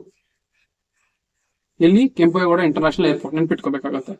ಮುಂದಿನ ಕ್ವಶನ್ ಹೋಗೋದಾದ್ರೆ 2023 ಮಾದರಿ ನೋಂದಣಿ ವ್ಯವಸ್ಥೆ ಅಥವಾ ಸ್ಯಾಂಪಲ್ ರಿಜಿಸ್ಟ್ರೇಷನ್ ಸಿಸ್ಟಮ್ ಅಂತ ಕರಿತೀವಿ 2003. ಇದರ ಪ್ರಕಾರ ದಕ್ಷಿಣ ಭಾರತದ ಯಾವ ರಾಜ್ಯದಲ್ಲಿ ತಾಯಂದಿರ ಮರಣ ದರ ಅತಿ ಹೆಚ್ಚು? Which state has highest mortality rate ಅಥವಾ MMR ಅಂತ ಕರಿತೀವಲ್ವಾ, ಮೆಟರ್ನಿಟಿ ಮಾರ್ಟಾಲಿಟಿ ರೇಟ್ MMR ಇನ್ ಸೌತ್ ಇಂಡಿಯಾ ಅಂತ ಕೇಳಿದೆ. ಇದಕ್ಕೆ ಆನ್ಸರ್ ಬಂತು, ಆಶ್ಚರ್ಯ ಆಗ್ಬೋದು, ಕರ್ನಾಟಕ ಆಗಿದೆ. ಸೊ ಕರ್ನಾಟಕದಲ್ಲೇನೆ ಅತಿ ಹೆಚ್ಚು ತಾಯಂದಿರ ಮರಣ ದರ ಇದೆ. ಸೊ ಇಲ್ಲಿ ನೋಡಿದ್ರೆ ಗೊತ್ತಾಗುತ್ತೆ ನಮಗೆ, Karnataka records the highest maternity mortality rate. ಇದನ್ನ ಹೇಳಿರುವಂತದ್ದು ಯಾರು? MMR ಬಗ್ಗೆ ಮಾತಾಡ್ತಾ ಇದೀವಲ್ಲ, ಇದನ್ನ ಹೇಳಿರುವಂತದ್ದು ಯಾವ್ದೋ ಪ್ರೈವೇಟ್ ಏಜೆನ್ಸಿ ಅಲ್ಲ, ಸ್ಯಾಂಪಲ್ ರಿಜಿಸ್ಟ್ರೇಷನ್ ಸಿಸ್ಟಮ್ ಅಂತೇಳಿ. ಸ್ಯಾಂಪಲ್ ರಿಜಿಸ್ಟ್ರೇಷನ್ ಸಿಸ್ಟಮ್ ಅಂತಂದ್ರೆ ನಮ್ದೊಂದು ಆಫೀಸ್ ಬರುತ್ತೆ, ಸೆನ್ಸಸ್ ಕಮಿಷನರ್ ಆಫೀಸ್ ಅಥವಾ ರಿಜಿಸ್ಟರ್ ಜನರಲ್ ಆಫ್ ಇಂಡಿಯಾ ಅಂತೇಳಿ ನೆನ್ಪಿಟ್ಕೋಬೇಕು. ರಿಜಿಸ್ಟರ್ ಜನರಲ್ ಆಫ್ ಇಂಡಿಯಾ ಅಂತೇಳಿ ಈ ಆಫೀಸ್ಗಳು ಯಾವ್ದ್ರ ಕಡೆ ಬರುತ್ತೆ ಅಂತಂದ್ರೆ ಮಿನಿಸ್ಟ್ರಿ ಆಫ್ ಹೋಮ್ ಅಫೇರ್ಸ್ ಕಡೆ ಬರುವಂತದ್ದು. ಅಂದ್ರೆ ಇದು ಗೌರ್ಮೆಂಟ್ ಡೇಟಾನ ಹೇಳ್ತಾ ಇದೆ. ಕರ್ನಾಟಕದಲ್ಲಿ MMR ರೇಟು ಜಾಸ್ತಿ ಇದೆಯಂತೆ. ಸೊ ಎಷ್ಟಿದೆ MMR ರೇಟು? 68 ಇದೆ. ಎಷ್ಟಿದೆ? 68 ಇದೆಯಂತೆ. ಅಂದ್ರೆ ನಮ್ದು ನ್ಯಾಷನಲ್ ಅವರೇಜ್ ಅಂತ ತಗೊಂಡಾಗ ಕಡಿಮೆ, ನ್ಯಾಷನಲ್ ಅಲ್ಲಿ ಆಲ್ಮೋಸ್ಟ್ 88 ವರೆಗೂ ಇದೆ MMR. ಬಟ್ ಸೌತ್ ಇಂಡಿಯಾದಲ್ಲಿ ಅಂತ ಬಂದಾಗ ನಮ್ದು 68 ಇದೆ. ನೋಡಿ, ಈಗ ಆಂಧ್ರ ಪ್ರದೇಶ, ಕೇರಳ ಮತ್ತೆ ತಮಿಳುನಾಡು ತಗೊಂಡಾಗ ಇದೆಲ್ಲ 30 ಬರುತ್ತಂತೆ. ಬಟ್ ನಮ್ದು ಎಷ್ಟಿದೆ? 68 ಇದೆ. ಇವನ್ ತೆಲಂಗಾಣ ಕೂಡ 59 ಇದೆ. ಇನ್ನೂ ಒಂದು ವಿಪರ್ಯಾಸ ಏನಂತಂದ್ರೆ 2022-23 ಡೇಟಾ ತಗೊಂಡಾಗ ನಮ್ದು 58 ಇದೆ. 2022-22ರಲ್ಲಿ 58 ಇದ್ದಿದ್ದು ಈಗ 2023-21 ಡೇಟಾ ತಗೊಂಡಾಗ 68 ಇದೆ. ಸೊ ಹಂಗಾಗಿ ಸ್ವಲ್ಪ ನೋಡ್ಕೋಬೇಕಾಗತ್ತೆ, ವೆರಿ ಇಂಪಾರ್ಟೆಂಟ್. ಇದನ್ನ ನೀವು ಮೈನ್ಸ್ ಆನ್ಸರ್ ಅಲ್ಲಿ ಕೋಟ್ ಮಾಡಬಹುದು. ಯಾವ್ದಾದ್ರು ಒಂದು ಚಾಲೆಂಜಸ್ ಅಥವಾ ಡ್ರಾಬ್ಯಾಕ್ಸ್ ಈ ತರದ ಏನಾದ್ರು ಮೆನ್ಷನ್ ಮಾಡ್ಬೇಕಂತಂದ್ರೆ ನೀವು ಸುಮ್ಮನೆ ಮೆನ್ಷನ್ ಮಾಡೋದ್ ಬದಲು ಗೌರ್ಮೆಂಟ್ ಡೇಟಾಗಳನ್ನ ವಿತ್ ರೆಕಾರ್ಡ್ ಮೆನ್ಷನ್ ಮಾಡಿದ್ರೆ ವ್ಯಾಲ್ಯೂ ಅಡಿಷನ್ ಆಗುತ್ತೆ. ಓಕೆನಾ? ಮುಂದಿನ ಪ್ರಶ್ನೆಗೆ ಹೋಗೋದಾದ್ರೆ ಕಲ್ಯಾಣ ಕರ್ನಾಟಕದಲ್ಲಿ ಪರಿಗಣಿಸಲ್ಪಟ್ಟಿರುವ ಶಿರಪುರ ಮಾಡೆಲ್ ಅಂತ ಕರಿತೀವಿ. ಕನ್ಸಿಡರ್ಡ್ ಇನ್ ಕಲ್ಯಾಣ ಕರ್ನಾಟಕ, ಏನಕ್ಕೆ ಒಂದು ವಿಚಾರಕ್ಕೆ ಅಲ್ಲಿ ಪರಿಗಣನೆ ಮಾಡ್ತಾ ಇದಾರೆ ಅಂತ ಕನ್ಸಿಡರ್ ಮಾಡ್ತಾ ಇದಾರೆ. ಸೊ ಇದು ಯಾವ್ದಕ್ಕೆ ಸಂಬಂಧಪಟ್ಟಿದ್ದು ಅಂತ ಕೇಳ್ತಾ ಇದಾರೆ. ಇದು ಬಂದು ಆನ್ಸರ್ ಬಂದು ರೈನ್ ವಾಟರ್ ಹಾರ್ವೆಸ್ಟಿಂಗ್ ಅಥವಾ ಗ್ರೌಂಡ್ ವಾಟರ್ ರಿಸರ್ವೇಶನ್ ಅಥವಾ ಮಳೆ ನೀರು ಸಂಗ್ರಹಣೆ ಮತ್ತೆ ಅಂತರ್ಜಲನ ರಿಜುವೇಟ್ ಮಾಡೋದಕ್ಕೆ ಅಥವಾ ಅಂತರ್ಜಲನ ಮಟ್ಟನ ಹೆಚ್ಚಿಸಬೇಕು ಅಂತ ಹೇಳಿ ತಂದಿರುವಂತದ್ದಾಗಿರುತ್ತೆ. ಇಲ್ಲಿ ನೋಡಿದ್ರೆ ಗೊತ್ತಾಗುತ್ತೆ ನಮಗೆ. ಈ ಒಂದು ಶಿರಪುರ ಮಾಡೆಲ್ ಏನ್ ಮಾಡಿದ್ದಾರೆ ಅಂತಂದ್ರೆ ವಾಟರ್ ಕನ್ಸರ್ವೇಶನ್, ಕಲ್ಯಾಣ ಕರ್ನಾಟಕದಲ್ಲಿ ವಾಟರ್ ಕನ್ಸರ್ವೇಶನ್ ಜಾಸ್ತಿ ಮಾಡಬೇಕು ಅಥವಾ ಗ್ರೌಂಡ್ ವಾಟರ್ ಲೆವೆಲ್ ನ ಇಂಪ್ರೂವ್ ಮಾಡಬೇಕು ಅನ್ನೋ ಉದ್ದೇಶದಿಂದ ತರ್ತಾ ಇರುವಂತದ್ದು. ಈ ಶಿರಪುರ ಎಲ್ಲಿದೆ? ಈ ಶಿರಪುರ ಬಂದು ಮಹಾರಾಷ್ಟ್ರದಲ್ಲಿ ಇರುವಂತದ್ದು, ಈ ಒಂದು ಧೂಳೆ ಡಿಸ್ಟಿಕ್ ಅಲ್ಲಿ ಇರುವಂತದ್ದು. ಸೊ ಇಲ್ಲಿ ಏನಾಗಿದೆ ಅಂತಂದ್ರೆ ಗ್ರೌಂಡ್ ವಾಟರ್ ರೀಚಾರ್ಜ್ ಮತ್ತೆ ಗ್ರೌಂಡ್ ವಾಟರ್ ರೀಚಾರ್ಜ್ ಮತ್ತೆ ರೈನ್ ವಾಟರ್ ಹಾರ್ವೆಸ್ಟಿಂಗ್ ಇಂದ ಆ ಒಂದು ಏನ್ ಹೇಳೋದು ಒಂಥರ ಮರುಭೂಮಿ ಆಗಿತ್ತು. ಸೊ ಈಗ ಅಲ್ಲಿ ಒಳ್ಳೆ ಫಲ ಬಂದಿದೆ ಅಥವಾ ಒಂದೊಳ್ಳೆ ರಿಸಲ್ಟ್ಸ್ ಬಂದಿದೆ. ಸೊ ಹಂಗಾಗಿ ಆ ಒಂದು ಮಾಡೆಲ್ ನ ನಾವು ಕಲ್ಯಾಣ ಕರ್ನಾಟಕದಲ್ಲಿ ತರಬಹುದು ಅಂತೇಳಿ. ಬಿಕಾಸ್ ಯಾಕಂತಂದ್ರೆ ನಮ್ದು ಕಲ್ಯಾಣ ಕರ್ನಾಟಕ ಭಾಗ ಏನಿದೆಯಲ್ಲ ಸ್ವಲ್ಪ ಮುಂಬೈ ರೀಜನ್ ಏನಿದೆ ವಾತಾವರಣ, ಸೊ ಅದನ್ನೇ ಹೋಲುತ್ತೆ. ಸೊ ಹಂಗಾಗಿ ಇಲ್ಲಿ ಸಕ್ಸಸ್ ಆಗ್ಬೋದು ಅಂತ ಹೇಳಿ ಈಗ ಅದನ್ನ ತರ್ತಾ ಇದ್ದಾರೆ. ನಿಮ್ಗೆ ಕೇಳೋ ಸಿಂಪಲ್ ಕ್ವಶನ್ಸ್ ಕೇಳ್ತಾರೆ. ಈ ಒಂದು ಶಿರಪುರ ಮಾಡೆಲ್ ಏನು ಸಂಬಂಧಪಟ್ಟಿದ್ದು ಅಂತ ಕೇಳ್ತಾರೆ, ನೆನ್ಪಿಟ್ಕೋಬೇಕಾಗತ್ತೆ. ಮುಂದಿನ ಒಂದು ಆರ್ಟಿಕಲ್ ಹೋಗೋದಾದ್ರೆ, ಮುಂದಿನ ಒಂದು ಪ್ರಶ್ನೆ ಹೋಗೋದಾದ್ರೆ ಕರ್ನಾಟಕದ ಕೌಶಲ್ಯ ಅಭಿವೃದ್ಧಿ ನೀತಿ. ಈಗ ಒಂದು ನೀತಿ ತಂದಿದ್ದಾರೆ, ಅದು ಕರ್ನಾಟಕ ಸ್ಕಿಲ್ ಡೆವಲಪ್ಮೆಂಟ್ ಪಾಲಿಸಿ 2025-32 ತಂದಿದ್ದಾರೆ. ಅದ್ರ ಸಂಬಂಧಪಟ್ಟಂಗೆ ಯಾವ ಒಂದು ಸ್ಟೇಟ್ಮೆಂಟ್ಗಳು ಕರೆಕ್ಟ್ ಅಂತ ಕೇಳ್ತಾ ಇದೆ. ಈ ನೀತಿಯು ಕರ್ನಾಟಕವನ್ನು ಕೌಶಲ್ಯಯುಕ್ತ ಮತ್ತು ಪ್ರತಿಭೆಯ ಪ್ರಮುಖ ಕೇಂದ್ರವನ್ನಾಗಿಸಲು ಗುರಿ ಇಟ್ಟುಕೊಂಡಿದೆ. Very positive. ನಾವು ಯಾವುದೇ ಒಂದು ಸ್ಕೀಮ್ ಲಾಂಚ್ ಮಾಡಬೇಕು ಅಂದ್ರೆ ಇದೇ ರೀತಿಯಲ್ಲೇ ಮಾಡುವಂಥದ್ದು. ಎರಡನೇದು ಬಂದು ಇದು 2032 ಒಳಗೆ ರಾಜ್ಯದಲ್ಲಿ 1 ಟ್ರಿಲಿಯನ್ ಆರ್ಥಿಕತೆ ತರಬೇಕು ಅಂತೇಳಿ, ಅಂದ್ರೆ $1 ಟ್ರಿಲಿಯನ್ ಅಷ್ಟು ಆರ್ಥಿಕತೆಯನ್ನು ಸಾಧಿಸಕ್ಕೆ ಸಹಾಯ ಮಾಡಬೇಕು ಅನ್ನೋ ಉದ್ದೇಶದಿಂದ ತಂದಿದ್ದಾರೆ ಅಂತ ಹೇಳ್ತಾ ಇದೆ. ಸೊ ಇದ್ರ ಆನ್ಸರ್ ಬಂದು 2 ಕರೆಕ್ಟ್ ಆಗಿದೆ. ಹೌದು, 2 ಕರೆಕ್ಟ್ ಆಗಿದೆ. ಯಾಕಂತಂದ್ರೆ ನಮ್ದು ಇವಾಗ ಆಲ್ಮೋಸ್ಟ್ 300 ಬಿಲಿಯನ್ ವರೆಗೂ ಇದೆ. ನಿಯರ್ಲಿ 300 ಬಿಲಿಯನ್ ವರೆಗೂ ಹತ್ರ ಇದೆ. ಅಕ್ಯುರೇಟ್ ನಂಬರ್ ಅಲ್ಲ ಇದು, ಅಷ್ಟಿದೆ. ಬಟ್ ಏನಂತಂದ್ರೆ 2032 ಒಳಗಡೆ ನಾವು ಡೆಫಿನೆಟ್ ಆಗಿ 1 ಟ್ರಿಲಿಯನ್ ಎಕಾನಮಿಯನ್ನ ಸಾಧಿಸಕ್ಕೆ ಸಾಧ್ಯ ಇದೆ. ಪ್ರಾಪರ್ ಆಗಿ ಒಂದು ಪಾಲಿಸಿ ಫ್ರೇಮ್ವರ್ಕ್ ತಂದು ಇರುವಂತಹ ಡೆಮೋಗ್ರಫಿಕ್ ಡಿವಿಡೆಂಡ್ ನ ಯೂಸ್ ಮಾಡ್ಕೊಂಡ್ರೆ. ಸೊ ಅದನ್ನ ಮಾಡೋದಕ್ಕೆ ಇದು ಸಹಾಯಕವಾಗಿದೆ ಅಂತ ಹೇಳಿದರೆ ಹೌದು, ಇದು ಕರೆಕ್ಟ್ ಆಗಿದೆ. ಮತ್ತೆ ಕರ್ನಾಟಕನ ಏನ್ ಮಾಡಬೇಕು ಅಂತ ಹೇಳಿ ಒಂದು ಗ್ಲೋಬಲ್ ಹಬ್ ಆಗಿ ಮಾಡಬೇಕು, ಸ್ಕಿಲ್ ವರ್ಕ್ ಫೋರ್ಸ್ ಅಲ್ಲಿ ಗ್ಲೋಬಲ್ ಹಬ್ ಆಗಬೇಕು ಅಂತ ಹೇಳಿ ತಂದಿರುವಂತದ್ದು. ಮತ್ತೆ ಈ ಪಾಲಿಸಿಯ ಇಯರ್ಗಳು ನೆನ್ಪಿಟ್ಕೊಳ್ಳೋದು ಇಂಪಾರ್ಟೆಂಟ್. 2025-32. ಸೊ ನೆನ್ಪಿಟ್ಕೊಳ್ಳಿ, ವೆರಿ ವೆರಿ ಇಂಪಾರ್ಟೆಂಟ್. ಈ ಒಂದು ಪ್ರಶ್ನೆಯೊಂದಿಗೆ ಈ ಸರಣಿನ ಮುಗಿಸ್ತಾ ಹೋಗೋಣ. ನೆಕ್ಸ್ಟ್ ವಿಡಿಯೋದಲ್ಲಿ ಕೂಡ ಅಕ್ಟೋಬರ್ನ ಕೆಲವೊಂದು ಕರೆಂಟ್ ಅಫೇರ್ಸ್ ಗಳನ್ನ ಕ್ವಶನ್ ಆನ್ಸರ್ ಮೂಲಕ ತಂದು ಡಿಸ್ಕಸ್ ಮಾಡ್ತಾ ಹೋಗೋಣ. Thank you.